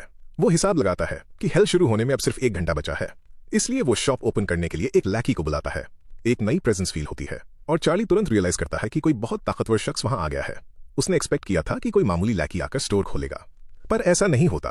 पोर्टल से बाहर निकलने वाला शख्स खुद ट्यूटोरियल एडमिनिस्ट्रेटर था। वो जायंट चार्ली की तरफ देखता है और पूछता है कि उसने उसे यहां क्यों बुलाया। चार्ली कहता है कि वो एडमिनिस्ट्रेटर को नहीं बुला रहा था, उसे तो सिर्फ एक लैकी चाहिए था। एडमिनिस्ट्रेटर एक्सप्लेन करता है कि वो नए लैकीज चुन रहे हैं क्योंकि काफी लोगों को फायर करने के बाद उनके पास स्टाफ की कमी है। चार्ली पूछता है कि क्या ये मुसीबत उसकी वजह से आई। एडमिनिस्ट्रेटर कहता है कि उनमें से 1/3 लैकीज की अपर फ्लोर्स में कनेक्शंस थे और वो कामचोर हो गए थे, इसलिए उसे खुद आकर स्टोर खोलना पड़ा। और हाँ, वो इसका पूरा ब्लेम चार्ली पर डालता है। उसके अकॉर्डिंग चार्ली ने बहुत सारे लैकीज को यहां आइटम्स और स्किल्स बेचने में टाइम वेस्ट करने पर मजबूर कर दिया, जिससे दूसरे सेक्टर्स की प्रोग्रेस स्लो हो गई। चार्ली उस जायंट की तरफ ऊपर देखता है और पूछता है कि भला इसमें उसकी क्या गलती है। एडमिनिस्ट्रेटर गुस्से में पलटकर जवाब देता है कि ये क्लियरली चार्ली की वजह से है। 100 से ज्यादा लोगों ने एक साथ स्टोर यूज किया और सिर्फ उससे खरीदने के लिए रिसोर्सेज जमा किए। चार्ली पलटकर पूछता है कि क्या इतना ज्यादा बिजनेस एक मर्चेंट के लिए अच्छा नहीं है। फिर वो पूछता है कि क्या सच में स्टोर चलाने के लिए इतने लोगों की जरूरत पड़ती है और क्या एडमिनिस्ट्रेटर यहां खुद सिर्फ उससे कंप्लेन करने आए हैं। एडमिनिस्ट्रेटर उसे बताता है कि यह सिर्फ एक स्टोर नहीं है और कहता है कि चार्ली को अभी भी समझ नहीं आ रहा कि असल में पर्दे के पीछे क्या चल रहा है। चार्ली जानता है कि वो सिस्टम के लिए पहले से ही एक स्पेशल केस है। नॉर्मल तौर पर अगर एडमिनिस्ट्रेटर किसी चीज को समझ नहीं पाता तो वो उसे इग्नोर कर देता है, पर इस बार सब कुछ अलग लग रहा था। मतलब साफ था कि कुछ और चल रहा है। अभी भी कंप्लेन करते हुए एडमिनिस्ट्रेटर पॉइंट आउट करता है कि चार्ली ने 160,000 से ज्यादा पॉइंट्स और एक बहुत हाई लेवल के साथ 3rd ट्यूटोरियल क्लियर किया। ऊपर से उसकी अकेले की ताकत पूरे ट्यूटोरियल को डोमिनेट करने के लिए काफी है। चार्ली जवाब देता है कि वो यही तो चाहता है, हमेशा टॉप पर रहना। वो एडमिनिस्ट्रेटर को बताता है कि उसने सबसे ताकतवर बनने का रास्ता चुना है और वो इसी रास्ते पर चलता रहेगा। फिर वो अपनी बात दोहराता है, उसे स्टोर यूज करना है। एडमिनिस्ट्रेटर जोर से हंसता है और कहता है कि चार्ली बहुत ही ज्यादा जिद्दी है। वो कहता है कि वो काफी टाइम से एक एडमिनिस्ट्रेटर है, पर उसने पहली बार किसी ऐसे इंसान को देखा है, क्योंकि साफ था कि चार्ली अपना माइंड चेंज नहीं करेगा। वो अपना हाथ उठाता है और स्टोर खोल देता है। इस बार इंटरफेस में सिर्फ वो ओल्ड मैन अपीयर होता है और चार्ली से पूछता है कि उसे क्या चाहिए। चार्ली शुरुआत पर्सनल इन्वेंट्री से करता है। वो 10,000 पॉइंट्स खर्च करता है और एक मीडियम लेवल पर्सनल इन्वेंट्री खरीद लेता है। सिस्टम इसे यूज करने का कीवर्ड बताता है, बस कहो इन्वेंट्री। अगला, चार्ली एक मैजिक स्टील सोर्ड खरीदता है। इसमें स्ट्रॉन्ग आइस पावर थी, इसलिए 50,000 पॉइंट्स खर्च करने के बावजूद उसे लगता है कि ये एब्सोल्युटली वर्थ इट है। इसे खरीदने के बाद वो स्वॉर्ड और इन्वेंट्री दोनों को टेस्ट करता है। जैसे ही वो ओपन इन्वेंट्री कहता है, स्वॉर्ड अपने आप बाहर आ जाती है। ये देखकर एडमिनिस्ट्रेटर कहता है कि चार्ली ने एक बेहतरीन आइटम चुना है और मानता है कि उसे इस बात पर कोई हैरानी नहीं हुई। चार्ली वहीं नहीं रुकता, वो तुरंत एक और बड़ी परचेस करता है और पायरोमैंसी क्लोक खरीद लेता है। उसके बाद वो एक मैजिक इल्यूमिनेशन शील्ड भी खरीदता है, अपने 20,000 पॉइंट्स और उड़ाकर। इन आइटम्स को देखकर एडमिनिस्ट्रेटर को रियलाइज होता है कि उसका गेस बिल्कुल सही था। ये काफी अजीब है कि पुराना ट्यूटोरियल सिस्टम इस तरह से हिला दिया गया, पर सबसे शॉकिंग बात यह है कि चार्ली ने वो गियर चुना जो नॉर्मली टावर के अपर फ्लोर्स पे यूज होता है। अब चार्ली उस क्लोक और शील्ड के साथ फुली गियर्ड अप था। फिर चार्ली को एक और चीज याद आती है और वो एक्सेलरेशन के लिए 4 आइस क्रिस्टल्स खरीदता है। हर एक की कीमत 5,000 पॉइंट्स थी, तो 20,000 पॉइंट्स और चले गए। उसके बाद वो एक आखिरी आइटम खरीदने का डिसाइड करता है, एक और सोर्ड। ये वेरी शार्प सोर्ड थी, सिंपल, अच्छी और सस्ती, सिर्फ 2,000 पॉइंट्स। एडमिनिस्ट्रेटर इस आखिरी चॉइस पर थोड़ा हैरान था। वो कहता है कि ये वेरी शार्प सोर्ड बेसिक जरूर है, पर डिपेंडेबल है। हालांकि चार्ली ने बाकी जो कुछ भी खरीदा उसके मुकाबले ये बिल्कुल आउट ऑफ प्लेस लग रही थी, क्योंकि बाकी सारे आइटम्स अब्सर्डली पावरफुल मैजिक गियर थे। चार्ली बस इतना कहता है कि उसने इसे इसलिए खरीदा क्योंकि उसे ये पसंद आई, उसे ये क्यूट लगी। इस सारी धुआंधार शॉपिंग के बाद उसके 167,400 पॉइंट्स घटकर सिर्फ 5,400 पॉइंट्स रह गए। एडमिनिस्ट्रेटर मुस्कुराता है और कहता है कि इस इक्विपमेंट के साथ अब कोई चार्ली को चैलेंज नहीं कर पाएगा। ट्यूटोरियल पार्टिसिपेंट्स के पास इस क्लोक को भेदने की ताकत ही नहीं है। फिर वो एक वार्निंग देता है, ये सिर्फ पार्टिसिपेंट्स के खिलाफ काम करता है। चार्ली थोड़ी हैरानी से रिएक्ट करता है। एक पोर्टल खुलता है और एडमिनिस्ट्रेटर उसके अंदर कदम रखता है। जाने से पहले वो कहता है कि वो फ्यूचर का बेसब्री से वेट कर रहा है, क्योंकि वो देखना चाहता है कि चार्ली इन आइटम्स का यूज कैसे करता है। इसके बाद चार्ली उस ह्यूज लगभग खाली सिटी में अकेला रह जाता है। तभी उसे जमीन में वाइब्रेशन महसूस होती है और वो समझ जाता है कि शुरुआत हो चुकी है। वो ऊपर देखता है और टाइमर आखिरकार 0 पर हिट हो चुका था। अब नरक शुरू होगा। सिस्टम अनाउंस करता है कि तीसरा ट्यूटोरियल खत्म हो चुका है। स्टॉप वॉच का डिस्प्ले टूट जाता है और ठीक उसके बाद सिस्टम चार्ली को बताता है कि वो ट्यूटोरियल फेल हो चुका है, इसलिए उसे खुद को तैयार कर लेना चाहिए, क्योंकि अब उस सेक्टर का अनाहिलेशन शुरू हो रहा है। तुरंत अजीब एनर्जी और फ्लैशेस पूरी सिटी में हर डायरेक्शन से फटने लगते हैं। एरिया का पोर्टल क्लोज होने लगता है। पास ही में एक मॉन्स्टर पेयर अभी भी एक दूसरे के साथ बिजी था, जबकि पूरी दुनिया खत्म हो रही थी। चार्ली आसमान की तरफ देखता है और चुपचाप कहता है कि उसे आसमान को इतना लाल देखे काफी वक्त हो गया है। वो पहले ही जानता है कि यहाँ का मौसम बुरी तरह बदलने वाला है, इसलिए उसे खुशी है कि उस क्लोक को खरीदना वर्थ इट था, क्योंकि अब इस जगह पर तबाही मचने वाली है। वो उस पायरोमैंसी क्लोक के लिए स्पेशली थैंकफुल था, क्योंकि ये उसकी बॉडी को उस भयंकर हीट से बचाएगा। टावर के अंदर एंटर करने के बाद भी उसे पता है कि ये स्ट्रॉन्ग फायर डिफेंस हमेशा यूजफुल रहेगा। फिर टेम्परेचर बढ़ने लगता है। चार्ली को कुछ महसूस नहीं होता, पर उसके आसपास बचे हुए लोग चीखने लगते हैं कि वहां बहुत गर्मी है और मदद की भीख मांगते हैं। गर्मी तेजी से बढ़ती है, 30, 40, 50, 60, 70 डिग्री सेल्सियस। लोग रोते हैं कि वो मरना नहीं चाहते। उन चीखों से चार्ली हिसाब लगाता है कि इस जगह पर सिर्फ 3 लोग ही हैं जो 100 डिग्री टेम्परेचर पर भी इसे झेल सकते हैं। वो उन आखिरी 3 लोगों को उस हीट वेव से भागने की कोशिश करते हुए स्पॉट करता है, जबकि वो खुद बिल्कुल ठीक महसूस कर रहा था, जैसे वो किसी ठंडी सुबह की हवा में आराम से खड़ा हो। उनमें से एक इंसान जो लगभग पिघल रहा था चार्ली को घूरता है और पूछता है कि उस पर इस गर्मी का असर क्यों नहीं हो रहा। चार्ली ये देखने के लिए थोड़ा करीब जाता है, पर तभी उन तीनों के ठीक नीचे से जमीन फट जाती है। एक जायंट फायर मॉथ जमीन फाड़कर बाहर निकलता है और उस पूरे एरिया का टेम्परेचर तुरंत 200 डिग्री सेल्सियस तक जंप कर जाता है। वो 3 लोग जिनकी हीट रेजिस्टेंस काफी स्ट्रांग थी, वो भी मदद के लिए चीखने लगते हैं जैसे ही उनके जिस्म जलकर राख होने लगते हैं और वो गिर जाते हैं। चार्ली जानता है कि अगर उसने ये गियर ना खरीदा होता तो वो भी बुरी तरह जल रहा होता। फिर असली एनाहिलेशन बॉस अपीयर होना शुरू होता है और पूरा एरिया 400 डिग्री सेल्सियस की आग के समुद्र में बदल जाता है। मलबों के ढेर के बीच हमें उस इंसान का हाथ दिखता है जो नरक में घसीट लिया गया था और अब एक इन्फर्नल स्कल बन चुका था जिसकी सिर्फ एक लाइफ बची थी। सिस्टम एक्सप्लेन करता है कि ये स्कल्स ट्रैश क्लास डीमंस हैं और हजारों की तादाद में वहां घूम रहे हैं। चार्ली रियलाइज करता है कि यहां उसकी उम्मीद से कहीं ज्यादा डीमंस हैं। फिर भी वो जानता है कि ये ट्रैश मॉब्स असली खतरा नहीं है। आग की लपटों में देखते हुए वो उस आग से बात करना शुरू करता है। तो आखिरकार हम दोबारा मिल ही गए। वो फायर मॉथ चार्ली के सामने आता है और वो सोचता है कि इस क्रीचर को एनाहिलेशन क्यों कहा जाता है, इसका एक सॉलिड रीजन है। फिर सिस्टम उसे आइडेंटिफाई करता है। एक लो क्लास डीमन जिसका नाम सुरुत्रा है अपीयर हो चुका है। चार्ली मुस्कुराने लगता है। उस मैसिव क्रीचर के ठीक नीचे खड़ा होकर चार्ली और जोर से चिल्लाता है, तो आखिरकार हमारी मुलाकात हो ही गई। वो सुरुत्रा को घूरता है और एक कमीनी स्माइल देता है। ये वही बदला है जिसके लिए वो यहां आया था। उस डीमन को देखते हुए चार्ली को रैग्नारॉक का वक्त याद आता है जब सुरुत्रा एक पहाड़ जैसा विशाल था, पर यहाँ ट्यूटोरियल में वो सिर्फ एक घर के साइज का है। तो ये जगह इस तरह से चीजों को बैलेंस करती है। वो डीमन आग से बाहर निकलता है। उसकी पूरी बॉडी आग की लपटों में लिपटी हुई थी। सुरुत्रा बोलना शुरू करता है कि दुनिया बनाई ही जलने और तबाह होने के लिए जाती है, पर चार्ली उसे तुरंत टोक देता है। वो उसका मजाक उड़ाता है, पूछता है कि वो इतना ड्रामेटिक क्यों बन रहा है जबकि वो सिर्फ एक कमीना है। फिर वो उसे अपनी बकवास बंद करके लड़ने को कहता है। तब जाकर वो डीमन असल में चार्ली की तरफ ध्यान से देखता है और उसकी आंखों को नोटिस करता है। सुरुत्रा कहता है कि ये आंखें पहचानी हुई लग रही हैं। फिर वो चार्ली से कहता है कि बस यही सोचते रहो कि क्या तुम इस जगह से जिंदा बाहर निकल पाओगे। उसके बाद डीमन जमीन पर एक स्पेल कास्ट करता है जिससे एक बड़ा सा पिलर निकलता है जिसके ऊपर एक थ्रोन था। वो वहां बैठ जाता है जबकि उसके स्कल सर्वेंट्स चार्ली पर झपट पड़ते हैं और वो बस ऊपर से देखता रहता है। चार्ली बिल्कुल हेजिटेट नहीं करता। वो पहले स्कल पर चार्ज करता है और उसे काटने के लिए रेडी हो जाता है। वो क्रीचर रिएक्ट तक नहीं कर पाता कि चार्ली पहले ही उस पर हावी था। वो इतना फास्ट था कि स्कल खुद को डिफेंड नहीं कर पाता और चार्ली उसके सिर को 2 हिस्सों में चीर देता है। पर उस स्कल की एक ट्रिक थी। वो बेसिकली एक क्रीपर था। जैसे ही वो मरता है एक बहुत बड़ा एक्सप्लोजन होता है। दूर से डीमन हंसते हुए प्रोटैगनिस्ट को अनाड़ी बुलाता है। जो कोई भी जानता है कि क्रीपर क्या होता है उसे ये आते हुए पहले ही देख लेना चाहिए था। थोड़ी देर बाद आग की लपटें शांत होती हैं जिससे पूरा एरिया धुएं से भर जाता है। उस धुएं में से चार्ली आगे निकल कर आता है। अभी भी आग में जल रहा था पर जिंदा था। उसके पायरोमैंसी क्लोक ने ब्लास्ट की आग को पूरी तरह ब्लॉक कर लिया था। सुरुत्रा तुरंत नोटिस करता है कि वो क्लोक ऑर्डिनरी नहीं है और अब उसने एक्स्ट्रा फायर रेजिस्टेंस भी गेन कर ली है। चार्ली ऊपर देखता है और कहता है, जाहिर सी बात है ये स्पेशल है, ये शॉप से आया है। अगर मेरे पास पॉइंट्स हैं और शॉप ब्रोकन आइटम्स बेच रही है तो मैं वो सब खरीदूंगा जो मैं खरीद सकता हूं। फिर वो ऐड करता है कि उसने ये सब तैयारी सिर्फ सर्वाइव करने के लिए नहीं की। वो थ्रोन पर बैठे डीमन की तरफ इशारा करता है और चिल्लाता है कि वो यहां उसे मारने आया है। सुरुत्रा मुस्कुराता है और उन बातों को बोल्ड और बेवकूफी भरा बुलाता है। वो कहता है कि चार्ली को खुद को किस्मत वाला समझना चाहिए क्योंकि आज तक किसी इंसान ने उसका चेहरा नहीं देखा था। चार्ली उसकी इस भाषणबाजी से पक चुका था। वो डीमन से उस कुर्सी से उतरने और एक मर्द की तरह लड़ने को कहता है, पर सुरुत्रा बस इतना कहता है कि उसे पहले और ट्रेनिंग की जरूरत है। फिर वो और स्कल्स भेज देता है। ये देखकर चार्ली और भी ज्यादा गुस्से में आ जाता है, इसलिए वो मंकीज आइज एक्टिवेट करता है। उस पावर के ऑन होते ही वो सीधा उस भीड़ के ठीक बीच में छलांग लगाता है ताकि उन सबसे एक साथ निपट सके। क्रेजी स्पीड पर चार्ली अपने सामने आने वाली हर चीज को फाड़ना शुरू करता है। सिस्टम लगातार लेवल अप अनाउंस करता रहता है पर वो अपनी स्पीड कम नहीं करता।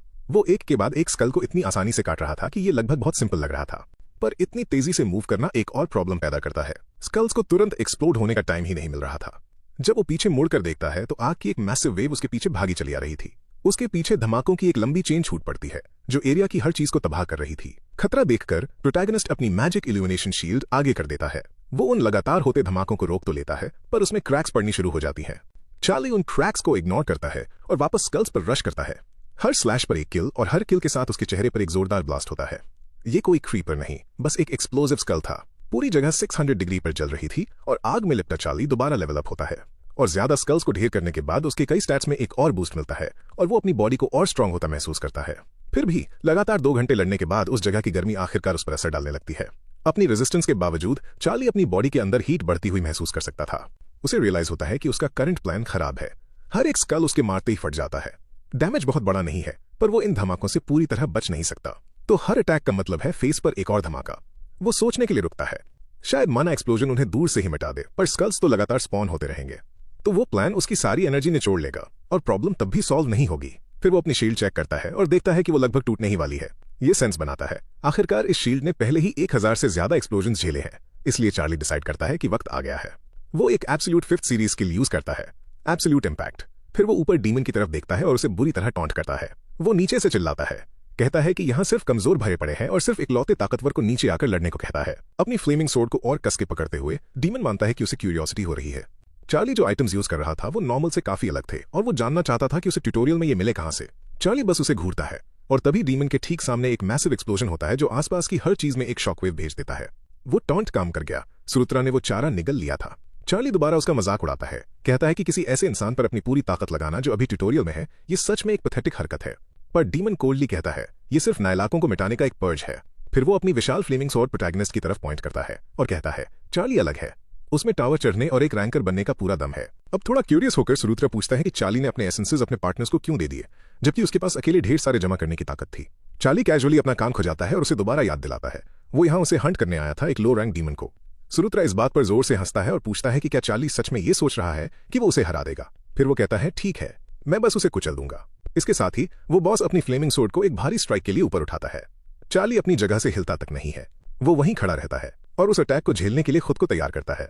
वो अपने अंदर उस धड़कती हुई ब्लेजिंग पावर को बढ़ता महसूस कर रहा था। वो जायंट सोर्ड सीधा चार्ली पर आकर गिरती है। चार्ली अपनी शील्ड से ब्लॉक करता है और उसे इंस्टेंटली पता चल जाता है कि वो इस बॉस को हरा सकता है, पर उसकी शील्ड ने पहले ही हजारों धमाके झेले थे और ये आखिरी अटैक उसके बर्दाश्त से बाहर था। दबाव में आकर उसमें टूटने के साफ निशान दिखने लगते हैं। फिर आखिरकार शील्ड टूट जाती है और चार्ली बॉस की विशाल फ्लेमिंग सोर्ड के ठीक सामने खुला रह जाता है। ठीक उसी वक्त बॉस अपनी सोर्ड में और ज्यादा पावर डालता है, जिससे आग का टेम्परेचर 3000 डिग्री सेल्सियस के पार चला जाता है। उसी पल उसे एक मेमोरी याद आती है जब सन वुकोंग ने उससे पूछा था कि क्या वो जानना चाहता है कि उसे वो आंखें कैसे मिली थी। मेमोरी कंटिन्यू होती है। सन वुकोंग एक्सप्लेन करता है कि उन आंखों को पाने का एक स्पेशल तरीका था और कहता है कि एक बार वो खुद भी 3rd ट्यूटोरियल में फेल हो गया था। वो कहता है कि वो वहां के उन छोटे क्रीचर्स को हरा सकता था, पर कुछ चीजें गलत हो गई थीं। वो ये नहीं बताता कि असल में क्या हुआ था और चार्ली उस पर जोर डालता है। सन वुकोंग बताने से मना कर देता है, कहता है कि सबसे इंपॉर्टेंट हिस्सा वो है जो उसके बाद आया। फिर वो चार्ली से पूछता है कि क्या उसे पता है कि 3रे ट्यूटोरियल में फेल होने वालों के लिए किस तरह का अनाहिलेशन आता था। चार्ली कहता है, नहीं, उसे बस इतना पता है कि वो वक्त गुजर चुका है। सन वुकोंग उसे ध्यान से सुनने को कहता है, क्योंकि आगे के स्टेप्स बहुत मैटर करते हैं अगर वो उसकी सबसे बेस्ट स्किल हासिल करना चाहता है। चार्ली पूछता है कि क्या वो उन आंखों के बारे में बात कर रहा है और सन वुकोंग हाँ कहता है, वो आंखें ही उसकी ग्रेटेस्ट स्किल है। वापस प्रेजेंट में वो जायंट डीमन उस तबाह हुई जमीन को घूरता है, पूरी तरह कंफ्यूज था। उसे समझ नहीं आ रहा था कि चार्ली ने उस अटैक को डॉज क्यों नहीं किया। ऐसा लग रहा था जैसे उसने खुद जानबूझकर वो हिट अपने ऊपर लिया हो। तभी मलबा हिलने लगता है और उसमें से हीट की एक वेव बाहर आने लगती है। सुरुत्रा को लगा था कि उसने प्रोटैगनिस्ट को मार दिया है, पर चार्ली उस मलबे से बाहर निकलता है और एक बार फिर उसके सामने खड़ा हो जाता है। वो थोड़ा हिला हुआ लग रहा था और उसके अंदर से एक गर्म ऑरा निकल रहा था। वो सुरुत्रा से कहता है कि उसे सच में लगा था कि वो इस गर्मी से मरने वाला था। ठीक उसी वक्त चार्ली उस मॉन्स्टर सन वुकोंग के बारे में सोचता है। उससे सैकड़ों बार लड़ने के बाद वो सिर्फ कुछ ही बार जीत पाया था और उसने एक बात साफ कर दी थी। सन वुकोंग के इतने इंसेनली स्ट्रांग होने के कुछ रियल रीजंस थे। पहला रीजन था रुई जिंगुबांग, वो सेलेस्टियल स्टाफ जो वो अपने साथ रखता है, जो बिना किसी लिमिट के बड़ा हो सकता है। चार्ली को वुकोंग का फ्लाइंग नंबर्स भी याद आता है, एक ऐसा बादल जो बिजली फायर करने और अनबिलीवेबल स्पीड पर स्पेस क्रॉस करने के काबिल था।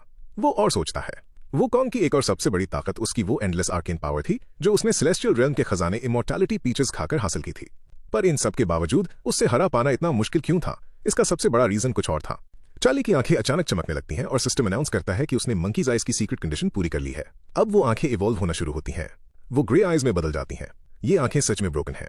ये अच्छे और बुरे और सच और झूठ में फर्क कर सकती हैं और जैसे जैसे इनकी मास्टरी बढ़ती है ये और भी स्ट्रांग होती जाती हैं। ऊपर से ये उसके सेंसेस को बूस्ट करती हैं, उसे फायर रेजिस्टेंस देती हैं और दुश्मन अगला स्ट्राइक कहां करेगा ये प्रिडिक्ट करने की ताकत देती हैं। फिर सिस्टम उसे बताता है कि प्रोटैगनिस्ट ने आखिरकार ग्रे आइज हासिल कर ली है। चार्ली एक गहरी सांस छोड़ता है। वो बच गया था, पर उस गियर के होने के बावजूद गर्मी ऐसी लग रही थी जैसे वो उसे जिंदा जला देगी। ये बात उसे एक बार फिर सन वुकोंग के बारे में सोचने पर मजबूर कर देती है। वुकोंग ने इन सबको बिना किसी इक्विपमेंट के सहा था। चार्ली इस बात को मानता है कि वुकोंग की बॉडी बिल्कुल सेंस नहीं बनाती। सुरुत्रा कुछ बदलाव नोटिस करता है और उसकी तरफ घूरता है। तुम्हारी आंखें, इनको क्या हुआ? चार्ली जवाब नहीं देता। वो अपनी इन्वेंट्री खोलता है, एक आइस क्रिस्टल निकालता है और sword of the air steel निकालता है और अपने मन ही मन मानता है कि वो मंकी सच में रिस्पेक्ट डिजर्व करता है। जो कोई भी बिना किसी गियर के इस डीमन की गर्मी झेल सकता है वो सच में दूसरे ही लेवल पर है। वो सुरुत्रा को थैंक यू कहता है कि उसने ये आंखें पाने में उसकी मदद की, फिर अपना स्टांस लोअर करता है और उस डीमन से कहता है कि उसका सेटअप पूरा हो चुका है, अब वक्त आ गया है। डीमन उसका मजाक उड़ाता है, कहता है कि वो बहुत पैथेटिक लग रहा है और पूछता है कि ऐसी खराब हालत में कोई इंसान आखिर कर ही क्या लेगा। चार्ली उसे हल्के में लेते हुए कहता है, ये तो कुछ भी नहीं है। फिर वो एक साथ 2 आइस क्रिस्टल्स को क्रश करता है। तुरंत उसकी बॉडी का टेम्परेचर तेजी से गिरने लगता है। सुरुत्रा हैरानी से देखता है कि प्रोटैगनिस्ट की बॉडी में फैल रही जलन अब कैंसिल आउट होने लगी थी। साथ ही प्रोटैगनिस्ट को एक और बूस्ट मिलता है। अब उसकी आर्केन पावर में आइस ऐड हो चुकी है। एक पल पहले वो बस उस जायंट के हिट्स खा रहा था, अब आइस क्रिस्टल्स के बाद उसके आसपास की गर्मी कम हो जाती है और चार्ली अपने पैर जमाकर पलटवार करने के लिए तैयार हो जाता है। सच तो यह था कि उसकी बॉडी जम रही थी, इसलिए वो शांत खड़ा नहीं रह सकता था। वो आग के बीच से आगे की तरफ रश करता है। वो जायंट प्रोटैगनिस्ट पर अपनी सोर्ड चलाता है। चार्ली रियलाइज करता है कि सुरुत्रा शायद समझ चुका है कि इसका क्या मतलब है। उसकी आइस से कवर हुई बॉडी उस डीमन की आग का ठीक ऑपोजिट है। सुरुत्रा का विशाल ब्लेड चार्ली पर गिरता है, पर वो उसे ब्लॉक करने में कामयाब हो जाता है। उन 2 ऑपोजिट एलिमेंट्स के टकराने से एक मैसिव एक्सप्लोजन होता है। उसका पायरोमैंसी मैंटल सुरुत्रा के अनाइलेशन फ्लेम्स को झेल लेता है और उसकी फायर रेजिस्टेंस और भी ज्यादा बढ़ जाती है। और बात यही नहीं रुकती, मंकीज इवॉल्व्ड ग्रे आइज भी उन अनाइलेशन फ्लेम्स को बर्दाश्त कर लेती हैं। यहां तक कि सुरुत्रा की आग उन आंखों द्वारा अब्सॉर्ब होने लगती है और प्रोटैगनिस्ट की बॉडी का टेम्परेचर दोबारा तेजी से गिरता है। अब वो उस जलने वाले असर को पूरी तरह रेजिस्ट कर सकता है। वो जायंट सोर्ड जिसने पहले उसकी लगभग जान ले ली थी, अब उसे उतनी जोर से हिट नहीं कर पाती क्योंकि उसके पास गर्मी को अब्सॉर्ब करने के लिए 2 ब्रोकन एबिलिटीज हैं। सुरुत्रा समझ जाता है कि ये फाइट नॉर्मल नहीं है। चार्ली उसे रेजिस्ट कर रहा था और यहां तक कि अपने ऑपोजिट एलिमेंट से उसे पीछे धकेल रहा था। फिर चार्ली उस टकराव में अपनी पूरी ताकत झोंक देता है और जायंट की सोर्ड को दूर झटक देता है और अपना आइस ऑरा पूरे एरिया में फैला देता है। वो इस ओपनिंग को वेस्ट नहीं करता। चार्ली छलांग लगाकर जायंट के ऊपर जाता है और उसकी पसलियों पर सोर्ड चला देता है। पहली बार उस डीमन को असल में दर्द महसूस होता है। गुस्से में पागल वो दहाड़ता है कि एक मामूली इंसान को ऐसा करने का कोई हक नहीं है और कसम खाता है कि वो उसे जान से मार देगा, पर चार्ली उस पर लॉक रहता है। तब जबकि उसने साबित कर दिया था कि वो उस आग वाले डीमन को काट सकता है, उसे पता था कि वो उसे मार भी सकता है। सुरुत्रा बेवकूफ नहीं था। जब क्लोज कॉम्बैट फेल होने लगती है तो वो पीछे हटता है और पावरफुल फायर मैजिक कास्ट करना शुरू कर देता है। जैसे ही चार्ली ये देखता है वो समझ जाता है कि ये बुरा है। वो चाहे जो हो जाए ये हिट नहीं खा सकता। फाइट के शुरुआत से ही उसने अपनी ग्रे आइज कभी बंद नहीं की थी। अब वो आंखें उसे दिखाती हैं कि हर एक फायरबॉल कहां से गुजरेगा। हर एक फायरबॉल में जानलेवा पावर भरी हुई थी। सुरुत्रा उन्हें इस उम्मीद में लॉन्च करता है कि इनका ब्लास्ट प्रोटैगनिस्ट को हमेशा के लिए मिटा देगा। 2 सेकंड बाद sword of the air steel से एक फ्रीजिंग ऑरा निकलने लगता है। प्रोटैगनिस्ट मुस्कुराने लगता है। उसे नहीं पता था कि इस सबसे जिंदा बचना पॉसिबल भी है, पर जो आइटम्स वो यूज कर रहा था वो सीरियसली ओवरपावर्ड थे। अभी भी आग से घिरे हुए चार्ली 2 और आइस क्रिस्टल्स यूज करता है, फिर पता नहीं कैसे एक और निकालता है और उसे भी कंज्यूम लेता है। अपनी एक्सेलरेटेड थिंकिंग के बावजूद वो जानता है कि उसकी बॉडी उस फ्रीजिंग ऑरा को ज्यादा देर तक नहीं झेल पाएगी। इस बीच वो जायंट डीमन प्रोटैगनिस्ट को काटने के लिए तैयार हो जाता है। चार्ली समझ जाता है कि उसे इसे जल्दी खत्म करना होगा। इस बार सुरुत्रा के अटैक को ब्लॉक करने के बजाय वो डॉज करता है और एक काउंटर अटैक सेटअप करता है। अब वो अपना पूरा जोर लगा देता है। वो माना बचाने की फिक्र छोड़ देता है, अपना वेपन स्विच करता है, अपनी बेसिक आर्केन सोर्ड निकालता है और उसमें एक huge amount of arcane power भर देता है। एक ही बार से वो उस जायंट का एक पैर काट देता है। सुरुत्रा जिसे इससे पहले कभी घाव नहीं लगा था, दर्द के मारे अपने घुटनों पर गिर जाता है। पहली बार वो असली दर्द महसूस करता है। प्रोटैगनिस्ट को नफरत से घूरता है और थूकते हुए कहता है तुम, पर प्रोटैगनिस्ट रुकता नहीं है। जैसे जैसे वो अटैक करता रहता है, जायंट को रियलाइज होता है कि चार्ली ने उस पर पहले ही एक स्पेल कास्ट कर दिया था, एक माना एक्सप्लोजन। अपने पैर के बिना वहां से हट न पाने के कारण वो जायंट उस माना ब्लास्ट को ठीक अपने मुंह पर खाता है। उसके लिए ये पूरी तरह से एक ह्यूमिलिएशन थी। उस हैवी डैमेज की वजह से उसका चेहरा नीला पड़ जाता है। चार्ली इसे एंजॉय करने के लिए रुकता नहीं है। बैटल प्रेडिक्शंस अभी भी एक्टिव थे, इसलिए वो 1 सेकंड भी वेस्ट नहीं करता। वो सीधे उस बॉस की पीठ पर कूद जाता है। एक पैर खोने और मुंह पर ब्लास्ट खाने के बाद बॉस को संभालने का वक्त भी नहीं मिलता। प्रोटैगनिस्ट पहले ही एक बैक अटैक के लिए मूव कर चुका था, अपने हाथ को उस फायर डीमन पर दबाते हुए। दर्द में उस डीमन को रियलाइज होता है कि चार्ली उसकी पीठ पर है। ये बात उसे और गुस्सा दिला देती है।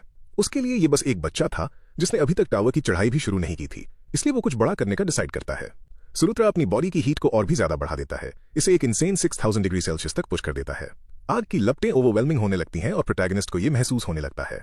फिर भी उसका आइस एट्रीब्यूट उसे रेजिस्ट करता है और पायरोमैंसी मैंटल उन अनाइलेशन फ्लेम्स से लड़ता रहता है। चार्ली को रियलाइज होता है कि उसने इस आग के खिलाफ अपना सब कुछ झोंक दिया है, पर गैप लगातार बढ़ता जा रहा है।